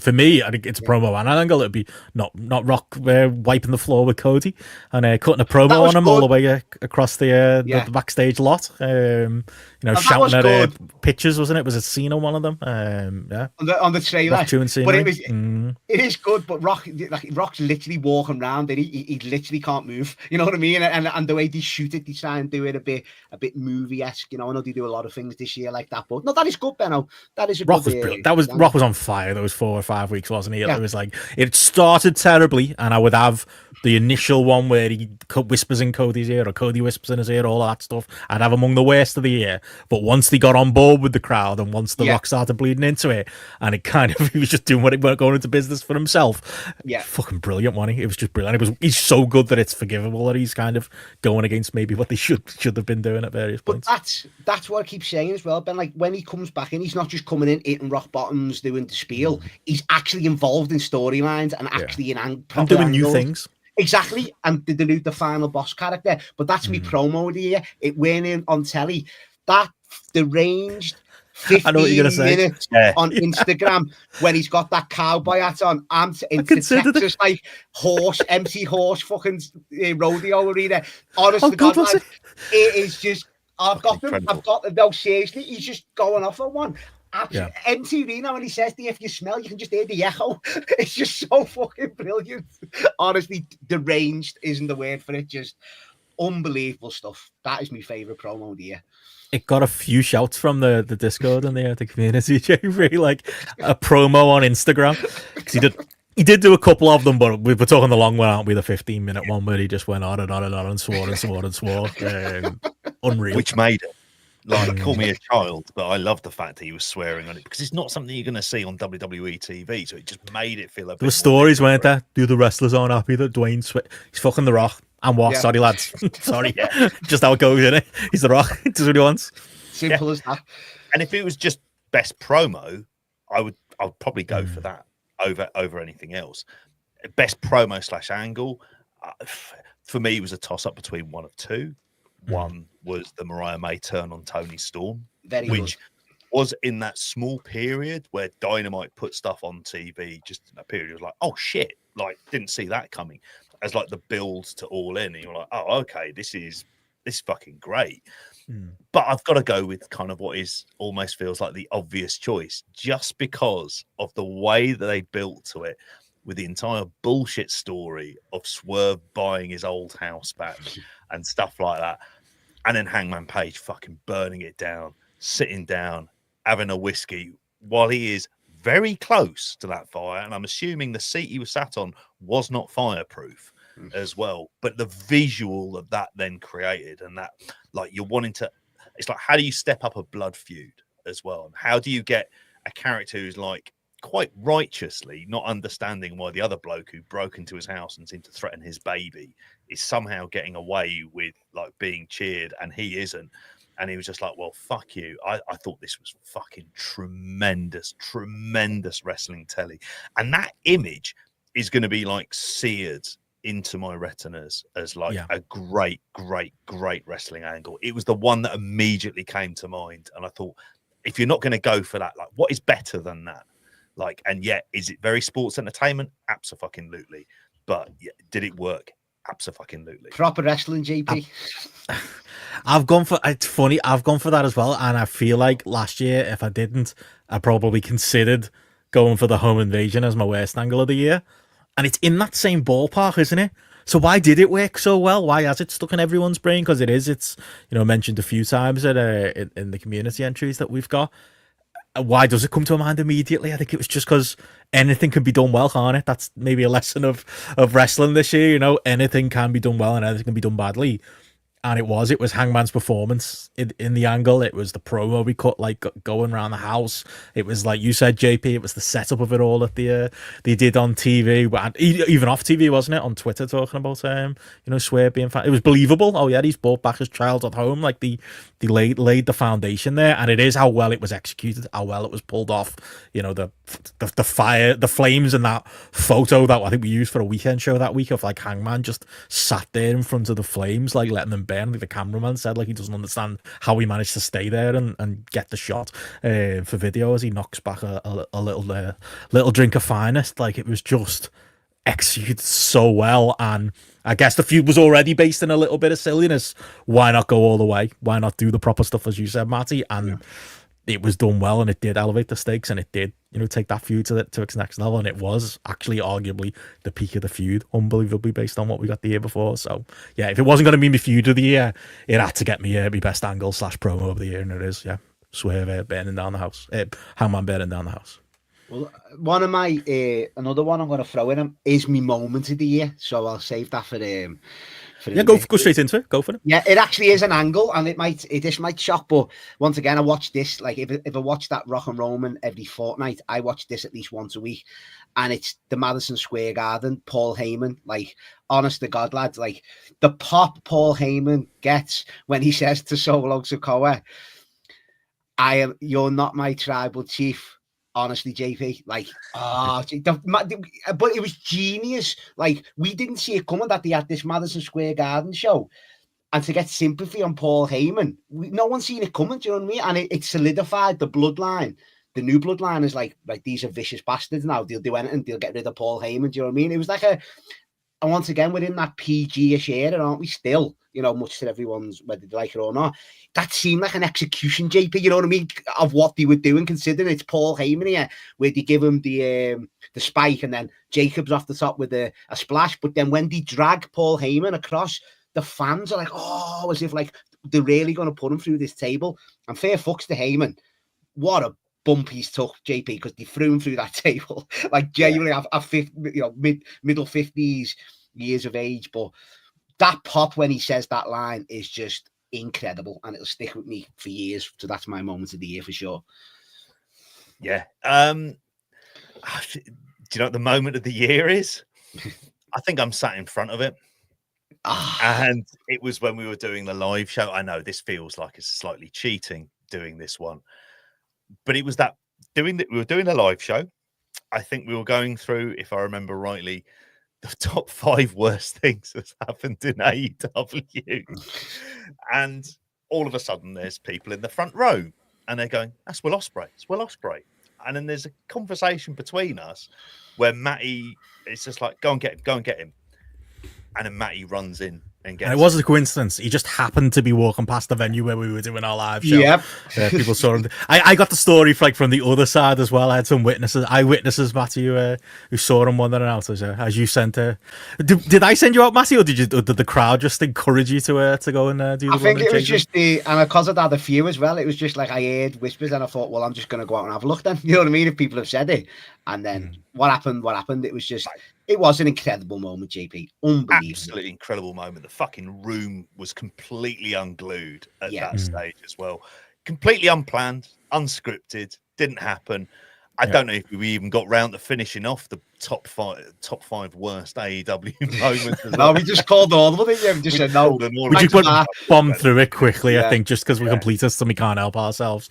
But I remember it was one of them at that point. Like the pressure was off. It was it's stressful to put these live shows together. It's a lot of pressure. We do our best to try and make them a good experience for everybody, as well as like a catch up and a pint. But as soon as that happened, like we could have said anything at that point, Martin. We could have just gone off stage and never gone back on again. As soon as that happened, and it wasn't guaranteed either, as we talked at the time. Like, and as he said on stage, we have been critical of Ospreay. It wouldn't stop us being critical about Ospreay in the future, and on some quite serious stuff. We've had those conversations, but he was still willing to come out there and to out himself. He said that outed himself as a listener, and going as far as knowing that I didn't have a ticket for the like, it was just like wow.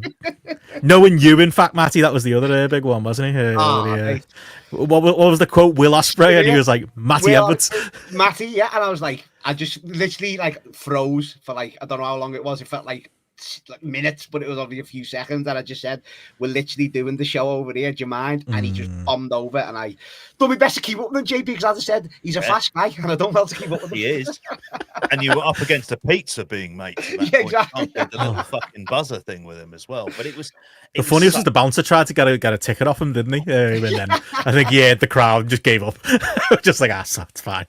Let's let it go. Fucking he was alone, mate. Great fella for that. Like, just it was a great moment. An incredible moment. And it's like of all of the things that we've done, like that's up there, because it just felt like it was just like fucking hell. This is wild. My moment of the year, to keep the loving coming, does come from that side, and that's maybe a personal moment of the year that did mean a lot, and was great that we got to share it with everybody who was there. But for me, it's that weekend, and the other time, I may have had a few tears in my eye from our all-in weekend. One word, lads, capital letters, Nigel, or maybe that's in a bit later. I can't describe like the emotions, like when fucking the bushes hit during that battle royal, like it was during the casino battle royal. Like it was kind of like an out of body experience. But then on top of it, the fact that, and I guess it's because it said Nigel McGuinness in big letters on the big screen with the British flag. The response of the crowd, which was, lost on us at the time, 50 times bigger than like any crowd the beginners ever worked in front of in his pomp. You could probably put all, as we said at the time, the peak ROH crowds together and maybe not put that number together. Everything about it was just, and it didn't, what happened after that, it was one of those ones, it didn't matter. He went in there, he was a little bit rusty going back and forth, but just having the exchanges with the people like Zach and just being in there and getting the chance for him, and us obviously tied into it. We ended up doing the podcast and revisiting his whole career and reminding ourselves of Nigel back in the day. There were a couple of moments like that in that casino battle royal that I was very into, but none more like that. Just that feeling when he walked out, it was just, I could have died a happy man in that moment, and I bet Nigel could have as well. And it was completely, I can't believe I didn't predict it or expect it, and they're the best ones, aren't they? When you don't see it coming, unless you're John Paul Houlihan, who was the one man who did. Luckily, I didn't take that in on weekend show, JP, so I didn't on the night, wasn't thinking it at all, and it was just, it meant just so much personally to see somebody from that peak ROH, and especially all the terrible things that happened to Nigel post ROH to get him to that moment. Just wow. It may be, again, I might scratch a couple of the crappies off now. I'm back in a forgiving mood with Tony Khan because he gave me that this year, and how can I complain? I do you know what? If I wasn't going for the live show moment, it definitely would have been that. And partly, and you will get this because I was sat with Joe. So I was sat with Joe, and when that happened, his reaction, he's more Joe's ROH than even mine. You know what I mean? Like, yeah. Oh, he was like near tears. He was just like, this is absolutely fucking incredible. Seeing the reaction and just the embrace from the audience as well. Yeah. Just like, just brilliant. Like, the easiest of big crowd pleasing moments. And like you say, when he hit the ring, didn't fucking matter a toss. It was just it was the entrance. It was just that fucking spectacle. The music, just everything about it, just perfect. Unbelievable. And always be thankful for it. You were mentioned, the Ospreay moment that there's a bloke in the front row who Garrett charged their cash to come in. He was a big Ospreay fan, had never heard the podcast before. And then Will Ospreay walked in the room, and he must have just thought, this is what they do, these lads. They just this is it's a podcast for Will Ospreay. The chances of that happening, what a bloke. Crazy. I am shocked. He got his money's worth, didn't he? Oh, he really should have charged him double. Maybe he's a listener now. Maybe he's a patron even. Who knows? Let us know if you're out there. But to be honest, like that wasn't mentioned in our patrons' shouts and community entries. Neither was Nigel. I was surprised. I don't think any of us are actually mentioned by the patrons here. Danielson at All In got quite a few votes winning the title. Hangman Bear in the House kind of went in as a moment for some. It is hard to kind of dictate what's a moment, what's an angle / promo. Rock returning got a shout in there. But the end to All In's pretty much the one that got the most votes there. Cody winning the title got one shout as well, but a lot of people going for that. And that moment, to be fair, it was a night of moments, wasn't it? That's why it was very much AEW's WrestleMania. Danielson with his family in the ring. Like, I can't, I can't argue too hard against that one as the moment as well. That was another tier 9 moment.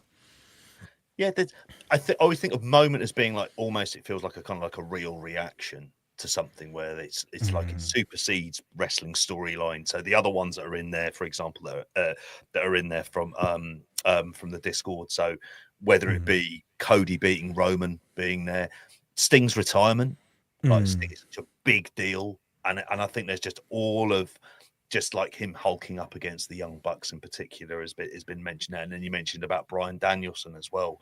They're like the kind of the things that make you like you just love about wrestling. It's that real like connecting to an audience, connecting to a crowd, and it just completely works. So yeah, the very personal ones, aren't they? Best moment. Definitely. From there, we've got a few quick fire wrestling ones before we're going to be getting to some non-wrestling stuff quite soon. But yeah, first off, another one of the race for the bottom ones, lads. Best commentator. Well, I've written Nigel, and I'm thinking, did I just put it in the wrong box? Did I meant it for the real? But you know what it is? There's just, I don't like anyone. I really don't. Like, this is the year I even went off Excalibur this last year or so. I don't like Shivani when it comes to the AEW side much. He's your kindly uncle, you know. He's harmless. I wouldn't say don't like. That's too strong, but I'm not sure I love him either. On the WDB side, Michael Cole is a professional. That's about as much as I'll go for him. There's some fucking terrible commentators on the WWE sides. You know, Pat McAfee. Once upon a time, I liked him. Not anymore. I don't really have a vote here for this one, lads. Matty, did you any standout candidates? Like you, like Michael Cole. Like people say he's gone better because he hasn't got Vince in his ear now, and yeah, he has in a way.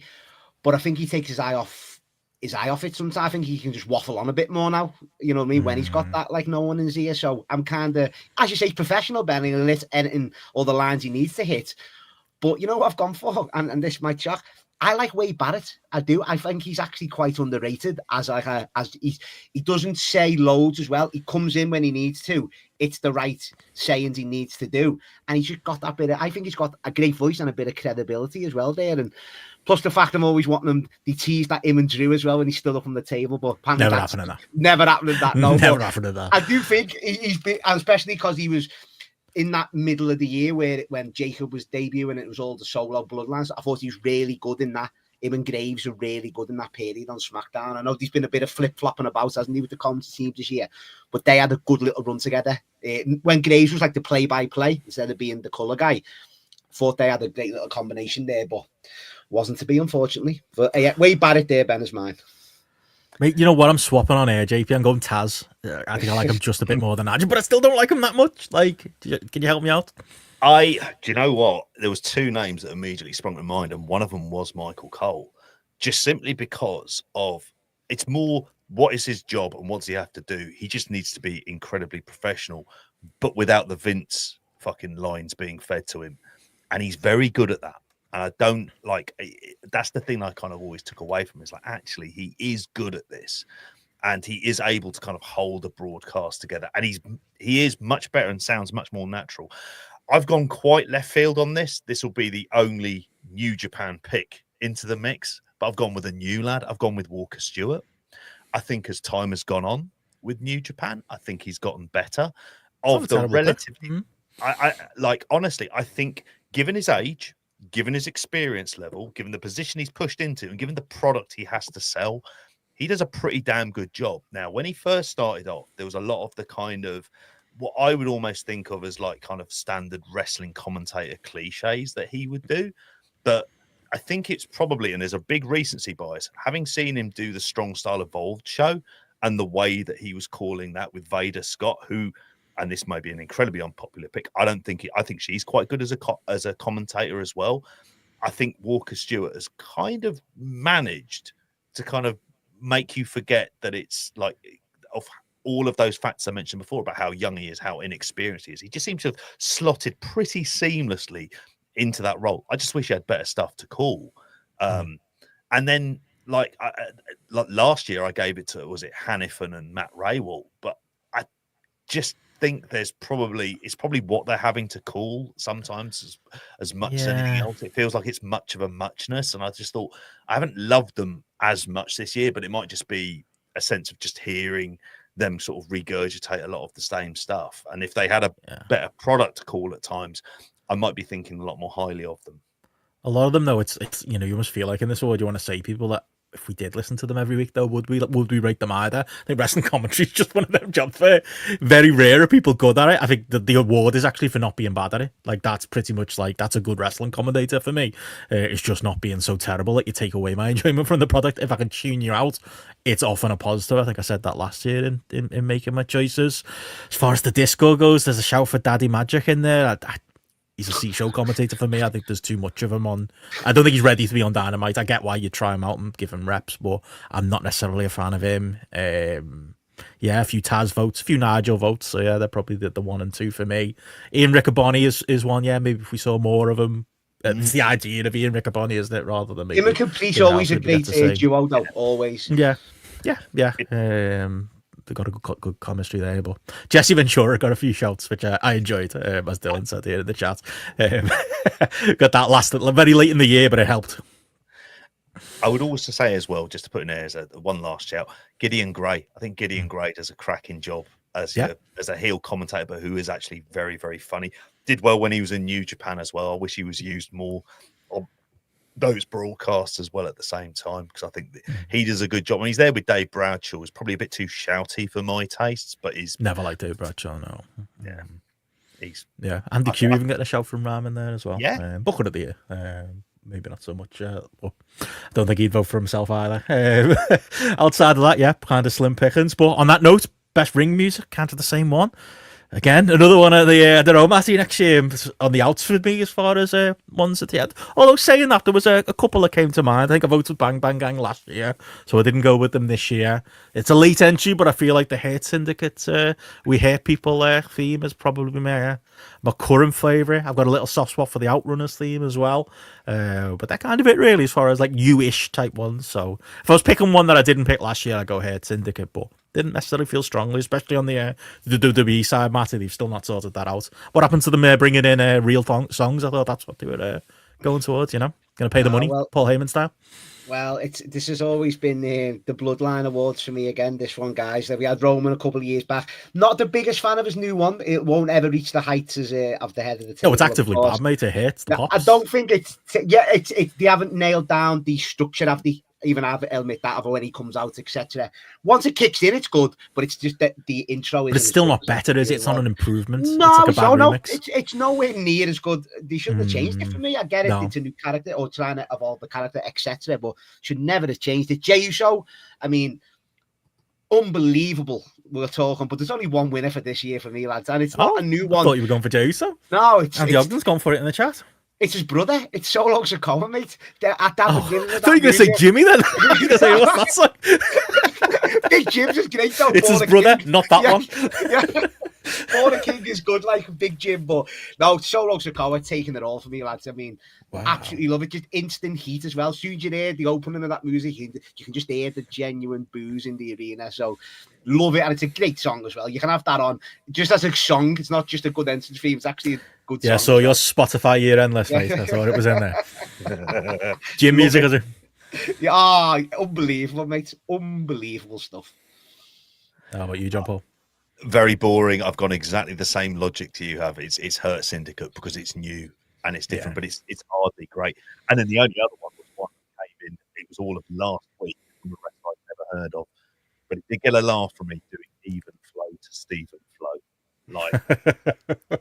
I love to be honest, I was showing some of my real life mates that this weekend who I knew would get it and would enjoy it. Who were fans of Even Flow. They did laugh, and also laughed at the fact that Stephen Flow turned his Twitter DMs off, didn't he? No one can get in touch and book him. I mean, surely this is your moment, mate. This is your time to shine. Let's go. But yeah, it's a great song, to be fair. So that could be a shout. Biggest surprise or person who most surprised you this year? Can I say anyone other than Drew for me? It's got to be, hasn't it? Like, if you'd have asked me, maybe at the start of the year, he was, already in this Tweener Diesel character, so I wouldn't be so surprised. But if you asked me 2 years ago, if you ask Gareth now, I think he's still not turned on him. But yeah, Drew, promo-wise, it shouldn't be understated that I'm talking about Drew carrying promos with CM Punk. But it happened this year, it did. Yeah. Whether he can carry it on, I'm not sure, but he has been interesting. At least in the few weeks we've had him back, where he's not completely focused on Punk. And he did. What awards did he win today, Matty? Where was it Fightfuls Awards, and he was bragging about beating Punk. To Sports Illustrated. Sports Illustrated, wasn't it? Yeah, they went with Drew and promos, but yeah, he shocked me this year, and I enjoyed the matches too, or at least the blow off match. So yeah, it's got to be Drew. How about you, Matt? Me, I'm going for. I said earlier before we're talking about Will Ospreay as an in-ring wrestler. For me, the surprising is how good he is as a TV, an American wrestling TV show character. Like, honestly, like from the moment he come in, the fans have been on board him. He's been, the promo segments I've seen. I probably watch more promo segments of him this year than matches, and that just seems wild because we're talking about Will Ospreay. But he genuinely is good, though. Him and Fletcher the week before their pay-per-view match, I thought was really good. You know what I mean? He's realistic with his thing, and he's got his catchphrases and playing that British character again. But he's very real with his promos. And he's connected with the fans in that sense as well. So for me, that's the biggest surprise because I thought he'd never be like that on TV. Really good. How about you, JP? Very boring. I've gone with your one. I've gone with Drew. I fucking hated him. And this is the year I fucking liked him. Like, it's almost as simple as that. Had no expectations. And he fucking did. I said it a few times on Spotlight and on the weekend show. Found his character. Just found his character. Found the tone. Found the guy he's made to play. He's a good wrestler as well, though. I think he's a good wrestler. I'd never noticed. But I'm paying attention now. By default, when you're more invested in him as a character, you're more invested in the matches. So I think the two go absolutely hand in hand for this. Yeah. And he got a few votes. Sorry, his push is carrying on big time in 2025. I read the other day as well. Like, genuinely going to keep him up the top of the card. He got that big money contract, didn't he? So you've got to. He got a few shouts. For Jeff. I'm surprised you didn't go there, JP, from our community. Just as far as having a year that maybe people wouldn't have expected. They just kind of tailed off from the TV use this year, unfortunately. Will Ospreay and promos got a couple of mentions. Bron Breakker got a couple of mentions as we lose JP. I love that he put on screen what happened there by Tom and then disappeared. It was almost like it was foreshadowing. What else did we get surprised? Randy Orton surprised a few people. Yeah, I don't hate Randy Orton as much as I used to, so I can throw that in there, Matty. No, yeah, he's had a good year story. Juice Robinson, a few people said. Or at least one person said. I enjoyed Juice Robinson more than I normally would. Shelton Benjamin, probably that'll be a vote for 2020. If he's still good in 2025, come the next C2. If he's good, will it be the C3 then? I'm not sure on the naming convention there.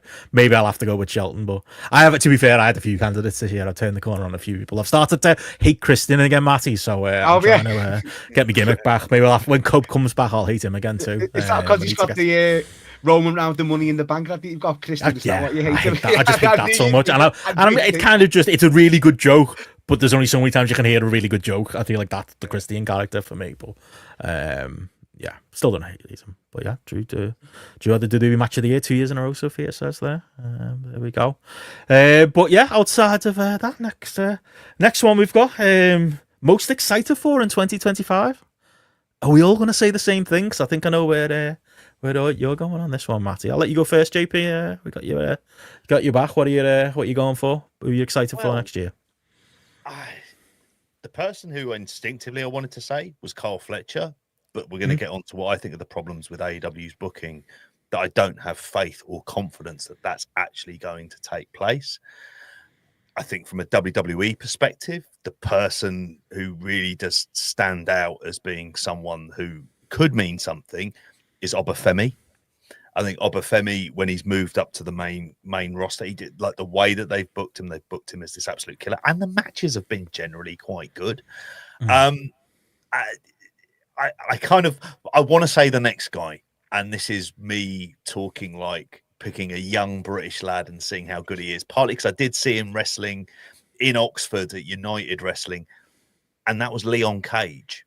I think Leon Cage is he's like 17 years old. He is ridiculously young and he looks ridiculously good. And I think I always like to just go pretty left field for a pick like this. And I hadn't gone left field with a lot of the picks up to that point. So I'm going to go with him, but I can see definitely the argument for the other two, and in particular Obafemi, given the way that WWE is structured. Matty, what are you going to say one for? JP surprised me there. Thought he was going to say what you're going to say.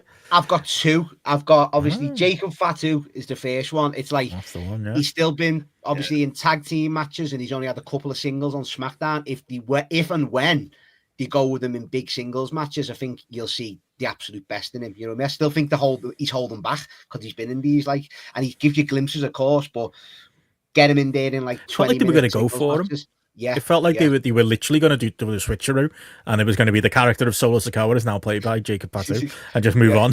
They might still do that. That might be what happens post Netflix, but like that's how high they clearly are on him. Yeah, for sure. Like the sky's the limit, but another one, but the sky's the limit, and he's got more youth on his side, and it's pretty much like, I think I said him 2 or 3 years ago when he was in NXT. Bron Breakker. I think he's got his character nailed down, and I think hopefully next year they elevate him up to main event status to see how he does as well. Because I really think he's nailed it now. His matches are generally exciting, but he's nailed his character and his promos. As I know Drew is that diesely type tweener, but Bron Breakker genuinely is a tweener, because if you bump into him and you're a heel, he'll tell you to kick your ass, or he just doesn't care. Do you know what I mean? It's not as, laid on. It's just natural with him. So yeah, I can't wait to see what they do with him, and they protected him as well, which is good. I don't know. Well, yeah, Jacob Fatu was on my 1-2 short list. As you've gone with him, Matt, and we haven't had the full shout for him, I will go for Kyle Fletcher. I just think it's AEW, so yeah, we can always fumble. But at least at time of recording, as far as like how they've handled him in the C2, he's been a gigantically consequential character in that. And he's had that, I said it last week, that Daniel Garcia kind of on TV, pride of place every week rub. But on top of what Daniel Garcia got last year is he's actually getting, pushed strongly, and he's winning these matches, and he's, winning them by nefarious means. But when he does lose, as happened last week, it's a big deal, because it's Kyle Fletcher's cheating, not paying off for him and not working for him finally. So even the element of the story I didn't like really played off well as well. So it's got to be Kyle Fletcher for me, because he's put it together this year. He feels like he's grown a foot taller, he's grown a foot wider, like he's in the best shape of his life.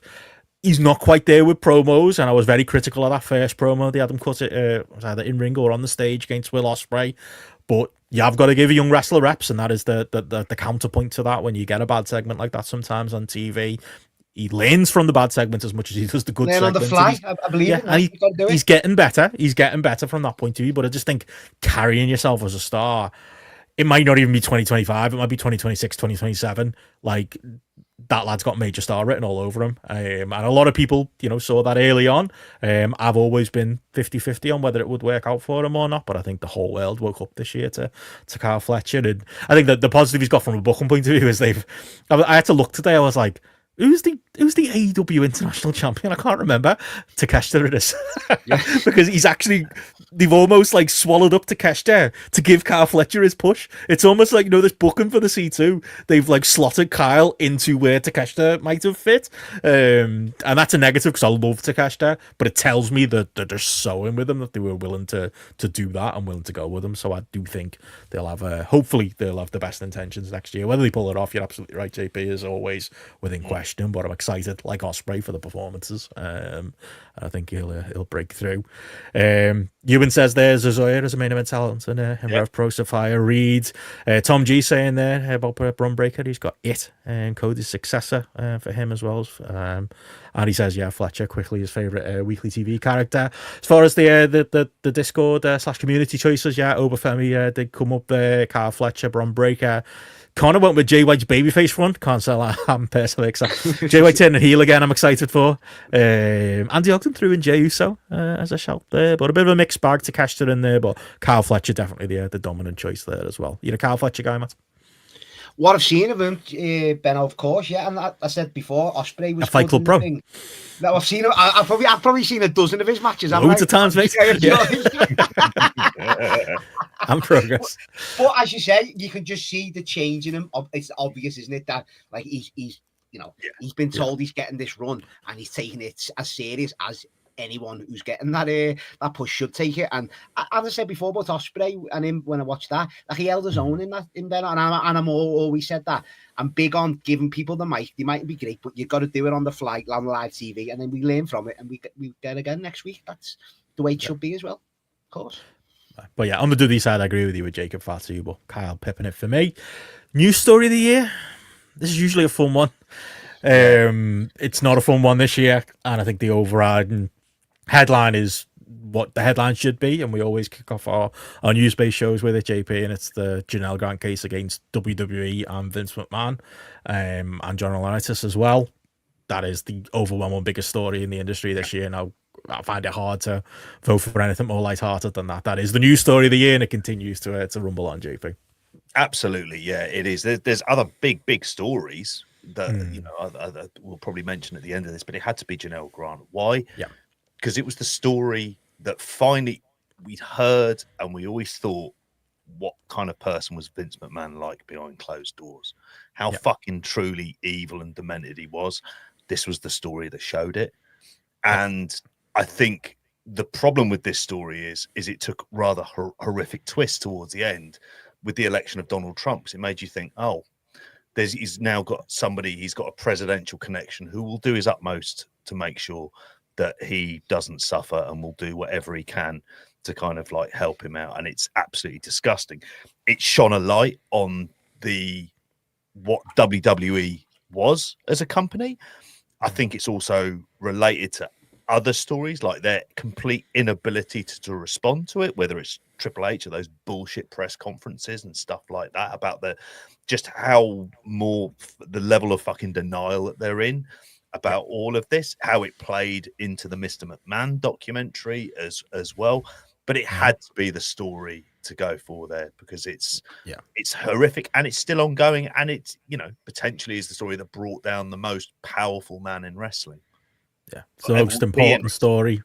It's weird it being on this show, because obviously GRAPPY, there'll be, a lot of Vince McMahon rightful burials there. But as a serious note, like it's the biggest story. It absolutely is. And we're still living amongst it, and we're still, living with the complications of it. And obviously, Vince McMahon being out of the picture in WWE of itself is its own big story as well. So, yeah, it definitely deserves mention, Matt. 100%. Like JP just explained it as best as I could there, so it's the only choice. Yeah, there's a couple of shouts from the disco, and again, I'm sure Janelle Grant's the number one story, but as far as other notable stories in there, obviously AWA this year is mentioned in there as far as like their downfall and all in footage being shown on Dynamite, Punk on Helwani. There's a couple of more minor stories in there as well, but yeah, the big story of the year is very clear. I think the only other, like the other ones that I'd noted down there were very distant, or second, third, was AEW signing the TV deal. I think that's like enormous in terms of. Yeah, like, true, actually, yeah. We read the other day, Tony Khan has created what is apparently a company worth $2 billion. Doesn't feel like that way when you watch it in front of like empty crowds, but it's just like that confirmation of that as well. Yeah. Combined with the downfall of it as well. And the other one, which is, again, it feels a lot more lighthearted, but it has to be mentioned, is Hulk Hogan appearing at the RNC and kind of fucking stealing the show, and somehow, again, doing yet another career rehabilitation by tuning, he's walking out Colby Covington to the ring as he comes out to Real American. It's like he's become this big pop culture figure all over again, even with all of the fucking baggage that he comes with as well. So, yeah, a couple of other stories. Definitely. Well, moving into light-hearted stuff, we've got some mostly non-wrestling stuff, starting with a bit of an navel gazing one, lads. Not like us. Favourite Grapple Patreon episode comes up, or should I do favourite wrestling podcast first? A lot of the patrons didn't vote for us, lads. Unbelievable. They got some good shots in there. Let's do best wrestling podcast first. What have you got down for that one, Matty? Was it podcast up? I've got podcaster. Yeah, podcaster /podcast /creator. That's what we mean. Yeah, you've done this Benno, 3 years in a row, mate. Yeah, Benno. I mean, this is going to be the year, mate, where it's not going to be you, unfortunately. Again, no, it's not going to be you. Sorry, mate. No, you can only be one man. Acceptance speech ready and everything. Jesus. He's been on our network a good few times. JP, you're a close second, mate. Don't get me wrong, and Gareth joint second. You know what I mean? But it's got to be the one and only. It's Michael Hamflett, the absolute best. The only, I'll be honest, I'll just say, the only person I want to listen to when it comes to talking about wrestling. Like, he genuinely is. He's just this. I can't explain it how good he is at breaking stuff down when it comes to wrestling, but just WWE in general. I wish I was just as articulate, as fucking quick, and everything he is, because he is so good. And people, you know yourself, Benno, you've recorded him, you've got your own show with him. He's just the best, the absolute best. Hopefully I'm the second best on that show. I'll take your answers, because this is supposed to be a podcast. But so Benno and Hamflet in your house is Matty's pick. The What Culture Pro Wrestling podcast is my pick as far as best wrestling podcast, and I voted for it last year. And I think last year a lot of our audience wouldn't have been aware of Hamflet and Sidgwick, and you know they are the driving force behind that podcast. With all due respect to everybody else there, obviously, but you know they are the best, and they got a few votes from our audience this year, which was a surprise. Shows the crossover, I suppose, from us doing those shows with Hamflet this year. But yeah, it's you know, Sidgwick and Hamflet going back and forth in AEW and WWE is very similar to me and you going back and forth, Matty, isn't it, as well?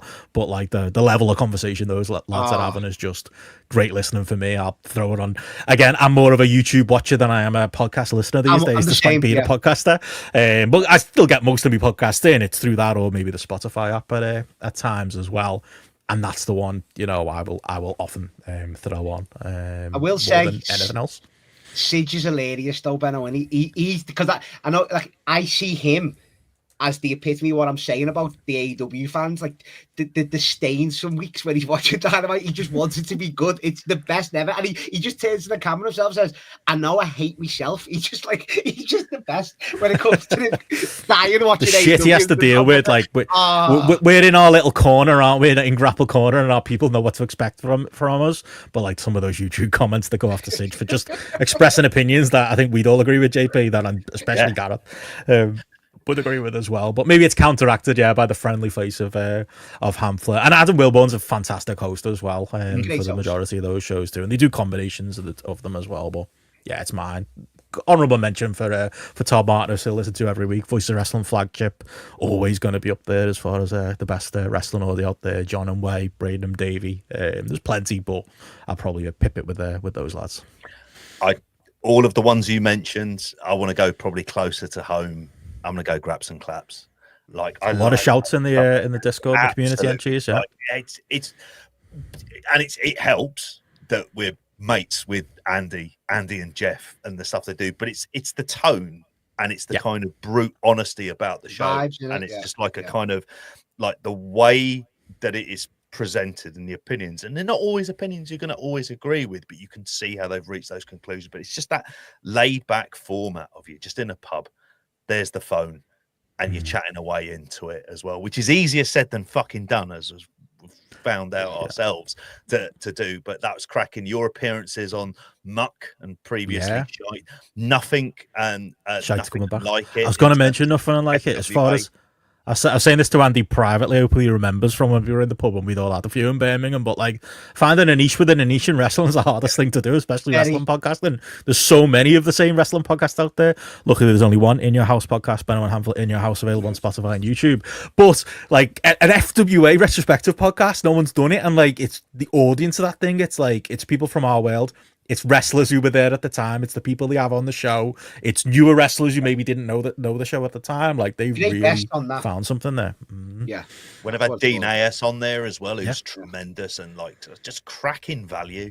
Like honestly, it's brilliant, and it's so easy to listen to. You can just like literally switch off and listen to that. But all of the other ones that you mentioned, we're lucky that we're in a space and that we know. Like, you know, and it always feels like we're just picking mates. No, they're all genuinely fucking great. Must-see matches as well. I was going to say, if you're going to mention that, we've got to mention must-see matches. That's your other spiritual home, isn't it, Matty? You were on more than anyone else, I think. When he was on.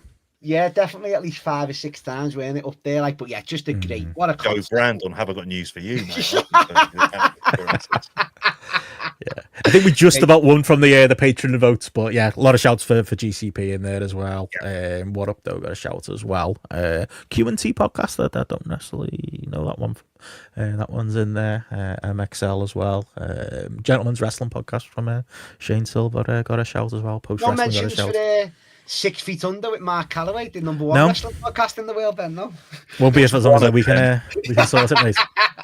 He's not in Malta, is he? You know? No, he's not. He's not. We're 1, 2, 3, 4, and 5 in Malta. Seem to be winning over there.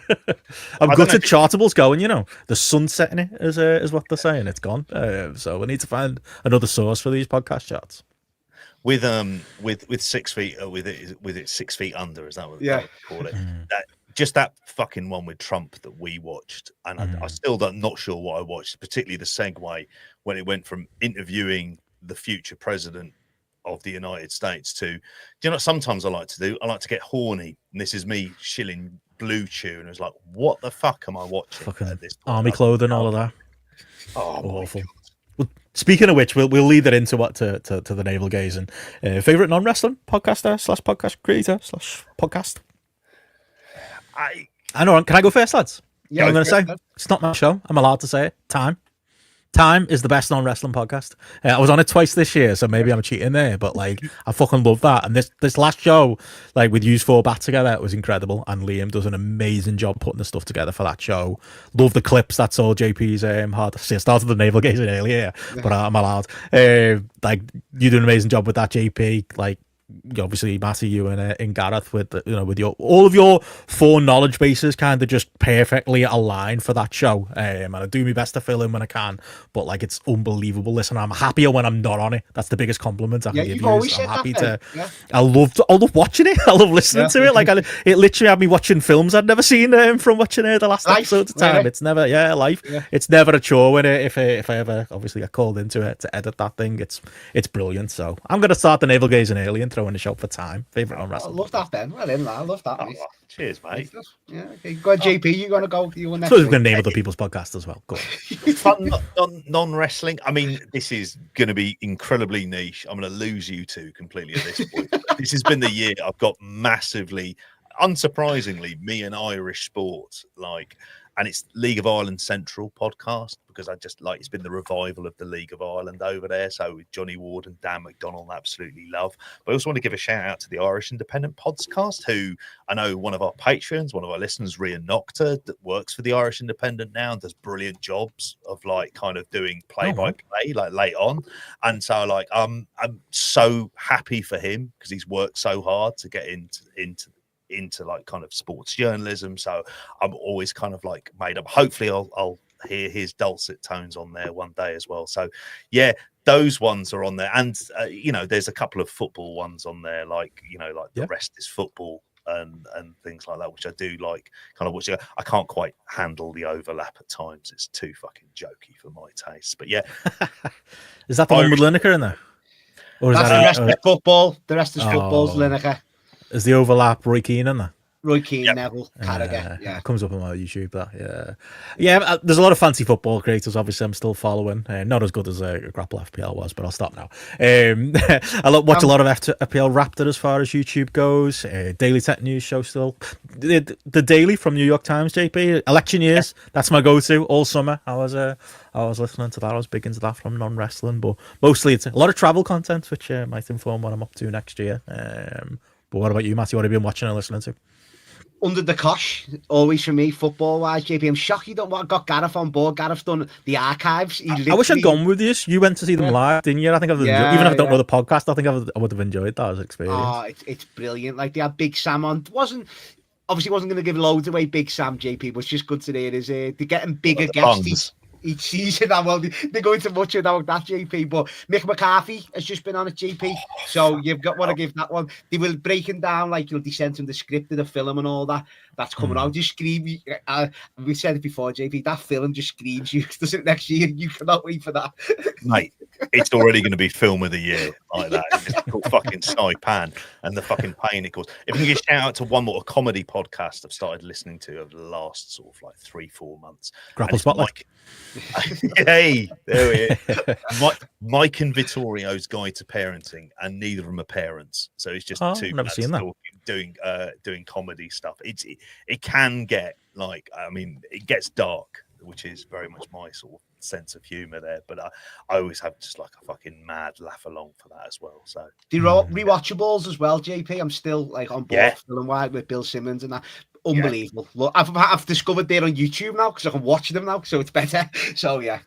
even I watch better. Commode and Mayo now on YouTube. Like, if I go to cinema to see a film, I'll throw it Their on. reviews always. It's good that it's on there now, and it's right. And the clipping they do is really good as well. Yeah. Slash Filmcast still the best though when it comes to films. Still listen to that. On that note, yeah, best podcast we've done this year, lads. Favorite Grapple Patreon. I should say actually, on the favorite non-wrestling, a lot of football ones were in there from the People Football Ramble, Wrestlers Football, got a shout. Back page, Totally Football. I think our audience has got a type here, JP. Righty's House, Film Junk, got a shout in there as well. A lot of footy though. Need to learn that. Yeah, maybe we could do some footy podcasting sometime soon. Oh, I'd be fucking well up for that. Maybe some 90s stuff. Don't know. Early 2000s. Fucking hell. Yeah, exactly. Yeah, that'd be a good thing to review. Would be a bit of that. But when it came to our favourite show, there's the one I think is the best, and then there's the one I enjoyed recording the most. Oh, good. I've got one like that. Good man. And I think the best show we did was the Hall of Fame. Even if I did try to sabotage it, I think, along with Matty, for like not going along with the rules initially. But after that very brief kind of like issue at the start, didn't show up in final edit, JP, so nobody knows. It's fine. It's good from the live page. It never happened. That's why I like that. Like me knocking the mic over. It didn't happen. Yeah, it didn't happen at all. I honestly, I thought it was just like a fun, considering how long we went. And like we all had work the next day. Yeah, it was just a brilliant piece of audio. Should learn a lesson from that, shouldn't we? We should do. We won't learn that lesson. We never have.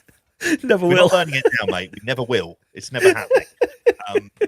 But I thought that was a phenomenal piece of audio that we did, and it was just like almost the definitive, like, because you just don't hear other Hall of Fame podcasts kind of break it down in the way that we did, even if it looked like you and Gareth had amalgamated your answers at some point in the proceedings as well. But I thought it was phenomenal.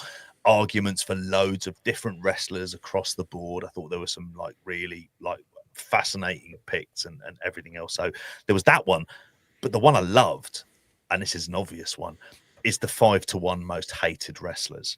And I think primarily for Gareth's Shawn Michaels rant. I hate Triple H. His entrance theme. Yeah. just the way he brought all of the things that he fucking just laid out that he hated about him. Loved it. Loved every second. Loved it then when you clipped it and put it on to Spotlight, I think, on the show afterwards as well. I thought it was just like phenomenal stuff.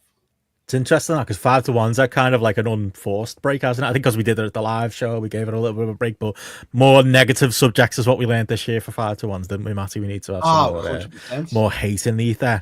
I'm glad you said a few, JP, because I think for me, I've like I think our most popular podcast was the Hall of Fame podcast. I think that was the best received podcast, I would say, this year.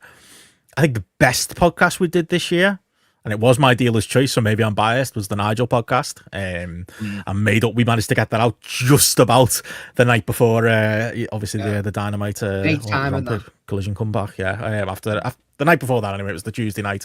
We finally managed to get that in.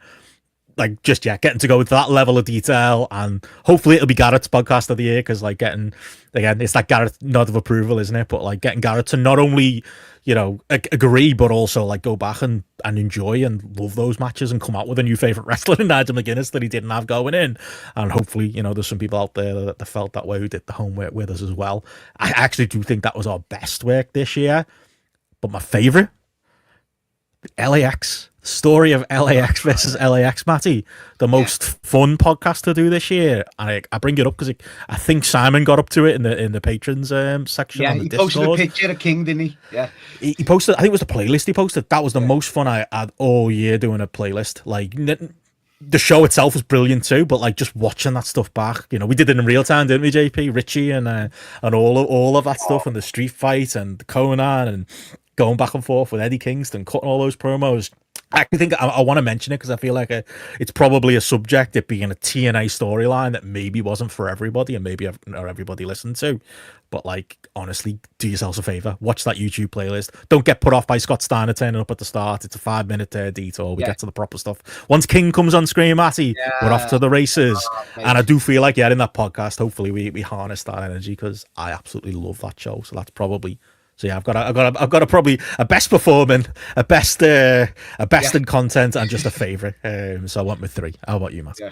I've got, well, I mentioned them before, like the Fed Odyssey for me, 2001. Like, I honestly, just anytime Amflick comes on, and we've actually kept to a structure with it, Ben, you know, haven't we, every other month doing the pay-per-views and actually an hour of no structure and then some structure. Yeah, pretty much. Covering the invasion of 2001 of WCW, but just anytime he's on, Benno, it's just, I forget that I'm on a podcast because I'm listening to him. Do you know what I mean? I'm genuinely just like, I just love recording with them. But so that's up there. But also, one of those fun ones we done was Shane. I absolutely love that black choice of you know, King of the Mountain. Just a great choice. No offense to the other Kings, but best King of the Mountain show ever, I think. It could be because just for the fact of the game as well, the Deal or No Deal game where the JP when he's making us pick the envelopes and that. Yeah, but the actual show itself, just going into Shane McMahon's whole career, like it's just random. But we had so much fun doing it. Love that. Yeah, absolutely. I'm with you on that one. As far as like what the people have said, which is probably more important than us navel gazing. Of course. Angry Dave said me sleeping through Spotlight. Yeah, that was a good one. It was a couple of shouts for the pre-show, Matty. One person called it the Matty pre-show. One person called it the Spotlight pre-show. So, you know, do some work on that next year. Maybe rename it. LX versus OGs from Martin Bushby. Good man with good taste. Shane was in there. The Hall of Fame one got a few shouts. Fed Odyssey got a shout, I believe, from Connor. Yeah, a few shouts for the Hall of Fame. Actually, that's probably the most popular one. 5-1 most hated though was up there as well. Anything involving Hamflet was a shout. But yeah, probably the Hall of Fame is the popular one. But yeah, Nigel, shout for that in there. Shane, a couple of shouts too. So yeah, good mix. We know what to do next year then. More hate. More Nigel. More Hall of Fame. We can figure out how to do the Hall of Fame. Yeah. Difficult second year. We're already thinking of it. Yeah. Little categories maybe we're thinking, weren't we, Matty? You know, maybe like do some people we didn't do last year. Maybe bring a couple of people back. Maybe have a women's tag teams, something. We'll figure it out though. We'll make it worth everyone's while for it. Make it a yearly fixture going forward. But yeah. Platt saying he's so glad that the Shane one was well received. And yeah, we did a lot of great King of the Mountain shows this year as well. But brilliant. That's that. The other less serious business before we get out of here. Actually, the most serious business. Sorry, Matty. Come on, Ben. The main event of this show. We got the Time Awards and we got the big one, formerly known as the Big Six. We're now calling the Scran of the year. But Time Awards done wrestling stuff. Film, TV show, album, sport moments. Yeah, go for it, mate. What are you what's your film, TV show, your best album, and your sport moment? And are they all from 2024, Matthew? No, that's my biggest question. Damn it. That's the point, mate. Come on. Well, Benno, I heard you on the weekend show, was it? I haven't listened to an album in 2024, so I can't pick one. No album, though, none.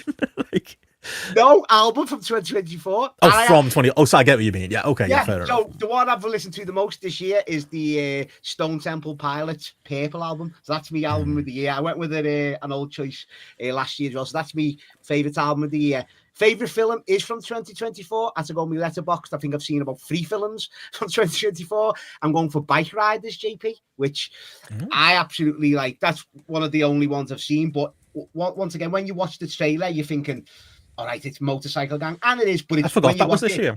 It's not what you'd expect at all, the way it's laid out and stuff like that. That's really good.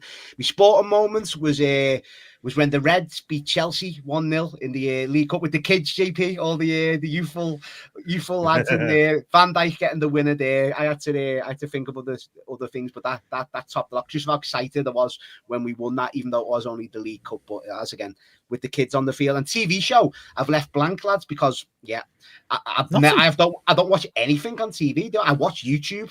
And I can't have that because that's like its own category. So there's no show I've not watched anything. Was Oz last year? Oz was last year. I started The Wire, which I've other things I can't concentrate on watching that at the minute. That's me 2025. Pick that up. So for sure, yeah. So WWE SmackDown is basically what you're voting for. WWE SmackDown if we're choosing. We didn't want to go with wrestling, Benno, but yeah, we'll throw that Raw in. Now. No. Go ahead, yours, JP. What's your job lot? Well, if we're going album, I'm very much in the Matty camp of I just don't listen to new music. It's like I've plateaued. I've got no. Here's me. I've got one, so I feel like I'm better than you. I listened to 21 album. I can guess what it is, the album as well for you, but I'll save that maybe to the end. Is it Kendrick Lamar? No, it's not actually. No. I was Oh, going to okay. say that. Because it seemed to be the I've listened only to two album I albums was this aware year. of that came out. The album I went with was Mezzanine by Massive Attack, which only happened to be recorded somewhere in the region of like 26 years ago or something daft. Great like album. that. Fucking cracking album. It's the best thing they've done. Like, I found myself just like listening to it again, just from Teardrop and Rising Sun. Just like fucking awesome album. I've gone film. I've gone for Kneecap, which is, I know, a bit of a controversial choice. I heard some people who I was going to don't ask you like about it. that, JP. Oh, yeah, I mean, look, you said that. I loved it. Partly, you know, it's a film in the Irish language predominantly, but kind of isn't. But also at the same time, it's got like this whole energy about it that's very kind of like Train Spotting-esque as well, and isn't a film in Northern Ireland that's obsessed with the Troubles and has some hilarious moments, like a guy as he's about to come shouting "Chucky Allah," like, well, having sex with Protestant women, which is quite funny in and of itself. But there you go. And these guys, none of which were actors as well, apart from Michael Fassbender, who's like the other big sort of draw in there. I loved Kneecap. I just didn't know what to expect, and I was just like, oh, it's tremendous. And I even started listening to a bit of their music on Spotify as well. TV show, I've kind of got two, and I don't know which one to pick. If I'm honest, I'm probably just going to cheat and say both, because Matty didn't say one. I'll steal his pick in the meantime. One is The Traitors on BBC, a show I really enjoyed that this year. shouldn't have any fucking tension at all, and I still don't get some of the logic behind it, like in terms of like people getting mortally offended, going, "Well, no, well, I love you. You'd never be a traitor," and it's just like, look, everyone could be a traitor, including yourself. Just go with it as well. But when it gets the bloke who won it, the fucking belter of a game he played, it was just like, mate, you're operating on a different level to these lot as well. And he looked so sweet and innocent. It was fucking great. And the other one is, I've never seen this for the first time. I hated it for large periods. I still think I might hate it now, but Married at First Sight, which I watched, which is Maths, as it's called by the kids. Fuck me. Like, it is a show where it's incredible, where you'll get people going, oh, this relationship, it's going too fast. You know, it's just like, you've literally married someone without seeing them. That is the dictionary definition of going too fast. Like, it is. If that's not going too fast, what is? Other than getting pregnant from a complete stranger without having sex with them, which requires a miracle. Like, it's a wild show watching these marriages break down on TV as well. And none of them last. Sorry, spoiler alert, but it's a hell of a watch on there. Sporting moment, I've gone back to Ireland again, and it was Damien Duff's Shelburne winning the League of Ireland title after being kind of rank outsiders. No money, everything else, and yeah, they won the League of Ireland title from Shamrock Rovers. That was a great moment. Is that when he rang Jose? Yeah, JP, it is when he rang Jose. Yeah, I'll give you a monkey, Neil, if he doesn't answer, and he did. And that's a terrible accent because I haven't practiced it in ages, so I apologise well and truly in advance for that. But yeah, they're my ones. For me, Time Awards, film-wise, I've seen a few things this year. More a late surge, I'd say, JP. A lot of free cinema tickets burning a hole in my pocket, both from Monzo, and I think I've got a couple from Uber. I've got a couple of Odeon tickets still that I need to use. As well. I get some of them too as well. So I actually found myself at the cinema a few times this year. The Apprentice has almost won the Trump film. I very much enjoyed that this year. Like I said on the podcast, I at the time, it's unfortunately if you hate Trump, you're not going to go see it, and if you love Trump, well, he's a piece of shit as portrayed in the film. So who's it for? Me. I quite enjoyed going to see that at the cinema. But I think I'm going to go with, it's actually probably one of his weaker films, but he's still my favorite director. JP might know where I'm going here. I'm going with Anora by Sean Baker, who I absolutely love. It's almost like his breakthrough film, this, and it's not the one I wanted to break through with. He's done like 3 or 4 of my favorite films of all time: Tangerine, Red Rocket. Even like going back, like Florida Project was another more recent one, but like I had a couple like that are, I think they're only on Netflix. Takeout was one, Prince of Broadway, another one I really like. But yeah, it's about it's basically a stripper who gets into some hijinks and ends up on the run from kind of wacky mobsters is probably the non-spoiler way to put it. But it's getting all kinds of Oscar buzz this year, JP, which is a shock for me. It's weird. It's like watching like your favorite underground artist get some mainstream acclaim. But I don't know. Have you seen it yet, JP? I haven't still in the seen cinemas. it. It's appeared in the dodgy box, mate. So it's been favorited for that. Yeah, but it's supposed to be absolutely tremendous. Yeah, it's like a madcap kind of like crime slash, but there's a heart to it, and the main performances are absolutely Maggie Madison. She's incredible in it. It's just really good film. So that's my film of the year. I could talk about Sean Baker all night. TV show of the year, Shrinking. I don't know if I think I've mentioned it before. Neither of you have watched Shrinking. Steph got me onto it this year. Jason Segel. Yeah, Jason Segel's in it. It's about like a shrink's office, and they all kind of work there, but it's more about like any good comedy. It's like Workaholics had that on the weekend. It's not about the office. It's about just them three being funny. Like the actual setting doesn't really matter. It's about like the interactions of the different characters and gigantic laugh out loud moments. So Harrison Ford's brilliant in it. It's a really, really good show. And there's a guy called Derek in it. He's my favorite character. If anyone's seen it, let me know. Brilliant. Album. Did listen to two this year. John Hopkins, ring a name bell by anybody? Ritual that he put out this year. Massive fan of his back has it. He's like you'll love this. Liam will know. Instrumental kind of guy, bit like Bonobo or DJ Shadow or somebody like that. Like his first album, Opalescence. I'm a big fan of. Contact Note is another one. But yeah, put an album out this year. Does a lot of film soundtracks and stuff like that. He worked with Coldplay. He's great. So yeah, that's my album of the year. And a sporting moment.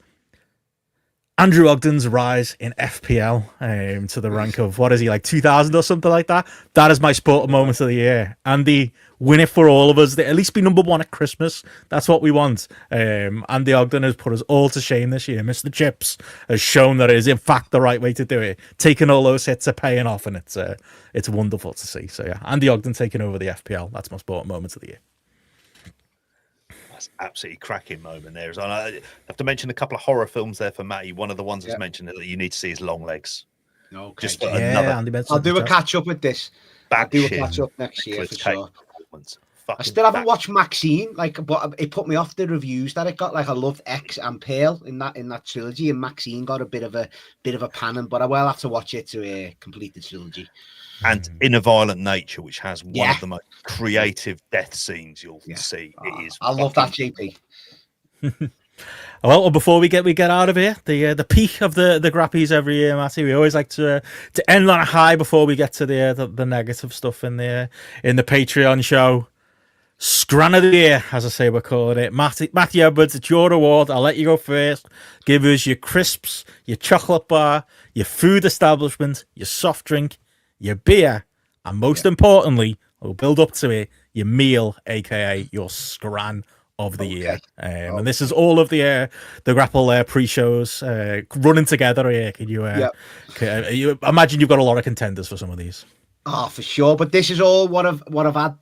Most of these, like the soft drink and the chocolate, and obviously because of my diabetes, and everyone's well aware, this is just the ones I have to have, JP, the most. This is one of the only ones I can have. So I'll start off with soft drink of the year. I think it won last year. Solid Coke Zero, JP. Always just that absolutely got a crate in the house. Every time we go shopping, 24 crate. Always a hand for me, Coke Zero. Crisp of the year. I've gone Pickled Onion Monster Munch Giants this year.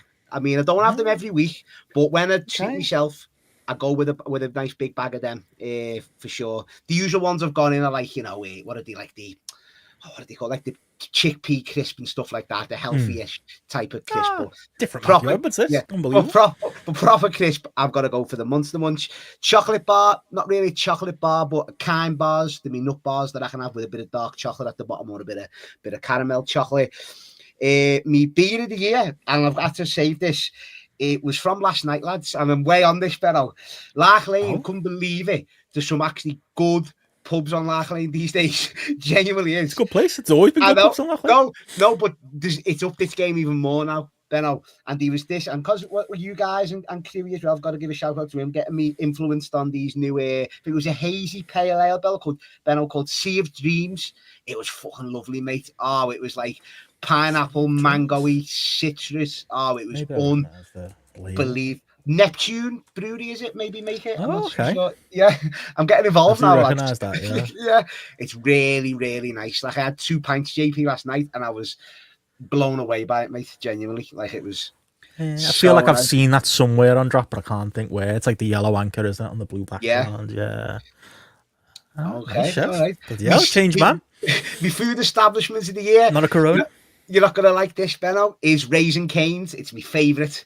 It's my favourite. When I go back to Vegas, I'll be hitting there at least 3 or 4 times. My wife thinks it's the most overrated thing in the world as well. But I'll be there, and I'll be. I'm glad because I thought there was something wrong with me, but yeah, I think that's it. You just built it up too much. It's fine. It's absolutely fine, mate. People who like it, though, like myself, love it, and you can't have a bad word said against it. It's one of them types. I didn't say anything bad. I said it's fine.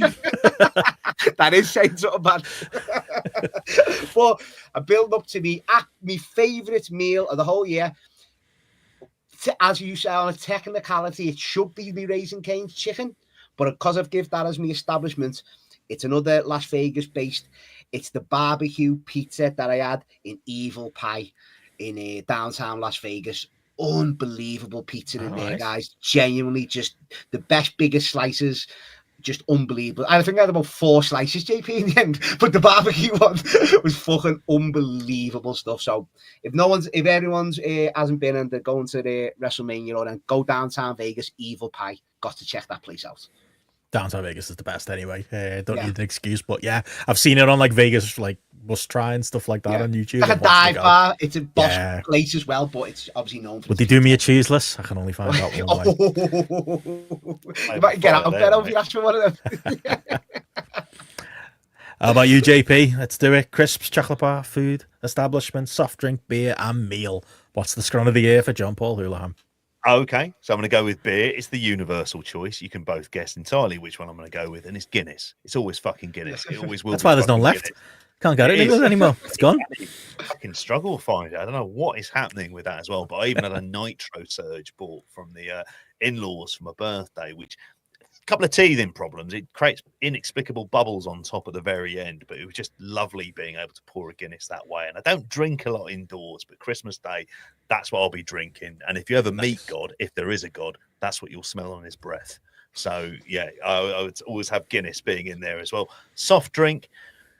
It's a Tesco's favourite, this one. Ting. Oh. Always Ting. Always Ting. Waiting. It's always cheap. That's why it's the only fucking reasonably priced one out of the lot. Honestly, it's fucking tremendous stuff as well. And if I drank spirits, I'd just have gin with it. Like it'd be the kind of thing that you get a vodka and Ting and you wouldn't fucking know the difference. Awesome stuff there as well. Chocolate bar. Got back into them this year. Boost. Oh, gee. Fucking tremendous. Unbelievable. Forget how good a boost is as well. Yeah. Does it give me a boost of energy? I'm not really too sure about that. But I do little multi-packs of it in my local shop. You get like 4 for like £2 or something. They're smaller, but it's a great treat. Yeah. But JP, that was always one when I could have chocolate.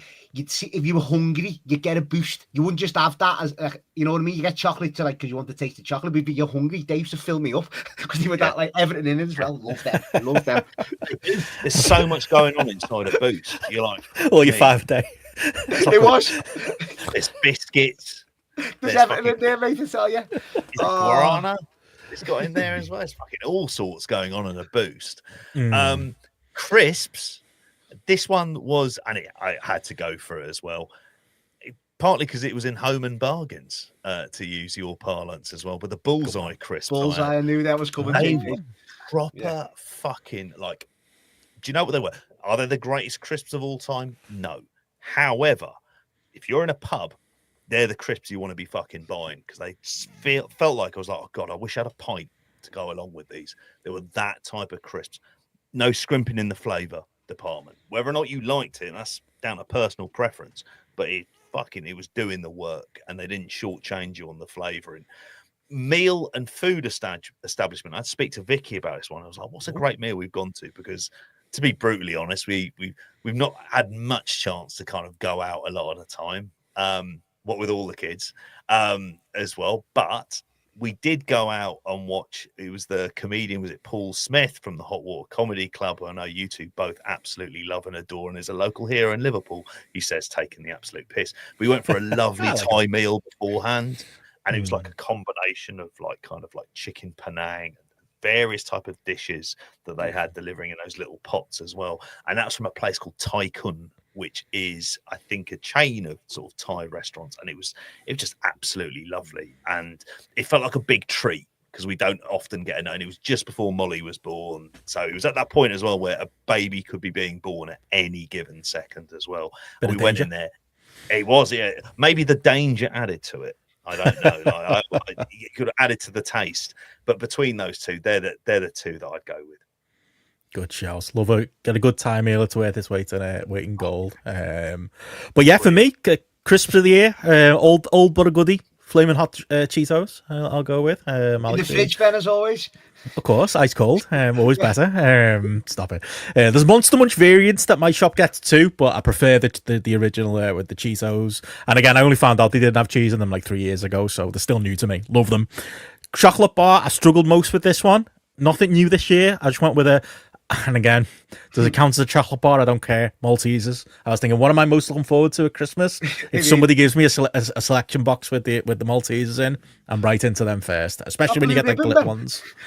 Stop it. I almost said flips because I knew someone had come back with blue ribbon. That's the worst chocolate bar of the year. If people aren't patrons, I did in fact do an online order from where was it? I think it was Co-op, wasn't it? Trying to get a bag of flips to watch probably an AEW pay-per-view that night. And the replacement item was a multi-pack of blue ribbons. Like, you know, the little fucking bars that your fucking nan gets, like them. Unbelievable. Nice though, but nowhere near the flips though, Benno. Worst Scran of the year.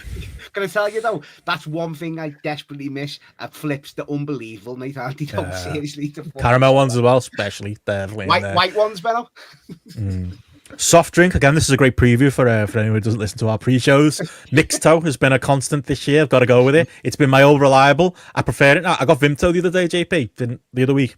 I haven't been enjoying it. I can barely finish the bottle. Just doesn't taste as good anymore as the budget little alternative, which is Mixto, and the Aldi one's not far behind it as well. Beer from our trip to Toronto, gone with Bud Light from the Blood Brothers brewery. I had one too many of them. I was working my way down the menu, not realising the further down the menu you went, the stronger the beer got.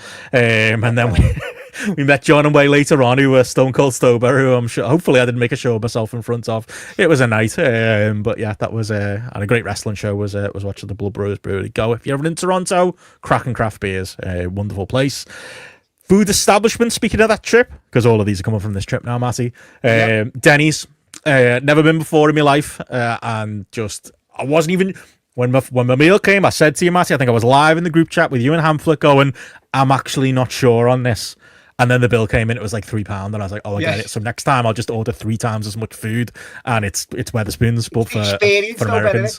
It's just going. And we literally, the launch of Benno and Hamflet in your house came from me sat in Denny's with a breakfast in front of me. I feel like I timed that perfectly. It was appropriate. Lost Tackle number 1 was a close follow up, but I would have had that last year, so I'll move on from there. And then meal of the year for me from my New York trip, and it's the setting more than the meal, lads. I understand it's not a very complex meal I had here, but 5 a.m, having been kicked out of Rudy's, wandering Times Square, attempting to call Matty on a video call. Thankfully, he didn't answer because it was like 9 a.m. or 10 a.m. UK time at that point. And found myself wandering down to Cat's Deli, the famous Cat's Deli from When Harry Met Sally, and get myself a pastrami on rye sandwich with a side of split pea soup. I wanted matzo ball soup, but they didn't have any, unfortunately. Went with split pea. It was great. Little root beer on the side. Like, they slice up the pastrami, give you, if you tip the bloke, he gives you a little piece. Proper full-on New York deli experience, and just sat there with the other piss people at probably R5 near 6 in the morning, eating my pastrami and rice sandwich is the last thing I did in New York, outside of drunkenly getting on the train by the World Trade Center site and finding my way back to New Jersey. Incredible. But yeah, the sandwich was amazing too, and I've thought about it every day since. I'll be back and I'll be having one of them. Great times. Love it. It's just the best place, Benno. We say it all the time on all these pre-shows, and any chance we can get, just the best place. Let's go to the States and have some of this fucking food. Like, honestly, JP, I think they're just starving. Going, God. JP asked Steph before, because I'm useless at remembering. We went to like the Luxor Hotel just to wander around, and just like, I think it was called Stage Door, like deli. just JP, the butty, I told her on the pre-show, probably when I come back, was just that thick, like a doorstep like that, just $20 but just worth every single fucking penny of it, and just they fill like the packet, don't remember, like crisp, they just put it all in, it's just the best ever. They know how to do it, they just know how to do it. On the Scran, mate, they don't fuck about. They don't. No messing around. So there we go, and that brings us to the end of the GRAPPY Awards. That's all the positives. Felt like a bit like a pre-show there, which is apropos, as the live recording will continue for those watching live with us. But yeah, for those on the free feed, hope you've enjoyed the Grappies. If you've made it this far, I think you'd enjoy the Crappies as well. We don't often give the too much of a hard sell for Patreon content, but it's behind the Patreon paywall for a reason as well. The Crappies, we might get a little bit uncensored JP, but yeah, we'll be doing that. That'll be available for patrons as well. But yeah, that's the Crappies in the back, JP. I think you did another fucking belting job as well, didn't we? We were quite brisk by our standards for these as well. We went through a hell of a lot. As with it in 3 hours, JP. It was 4 last year, so still doing better than that. We are doing well, actually, yeah. Comparatively, yeah, we're down by a quarter. That's still going that, but yeah, brilliant stuff, lads. So yeah, plenty coming up. Obviously, if you're into that, such Scran chat, we do that every week on the pre-show. You can get that where we'll have a special bonus show coming out. Should be Christmas Day. Look forward to that as well. Ask Grapple will be live and free for everybody. Don't say we don't give you nothing. That will be available at Friday night live on YouTube at a time to be determined. And then at some point, JP will be reviewing Wrestle Kingdom in World's End. We haven't figured that out yet. Raw on Netflix, Benno. Oh yeah, Raw on Netflix. Yeah, I need to talk to you about that. We'll figure that out. But that's it. Any other plugs? Anything else to mention, JP? Hey, youtube.com/@grapple if you want to become a YouTube subscriber and watch all of these videos. We were extolling the delights of watching your favorite podcast, not always just listening to them as well. Go there. And obviously patreon.com/grapple and all of the goodness. And we've got so much great stuff going into January. Dealer's choice, all the brilliant stuff for 2025. So yeah, get yourselves across there. Brilliant. Get it for your nan for Christmas. Yeah. She'd love it. Well, for those watching live, we're going to take a couple of minutes just between shows. We'll hang out. But yeah, if you're listening on the audio or watching in replay, as you always say, Matty, switch over to BBC Two over on the Patreon for the GRAPPY Awards. But outside of that, if you don't, have a good Christmas, have a happy New Year, and we'll catch you again on the next one. Bye. All the best, everybody. All the best.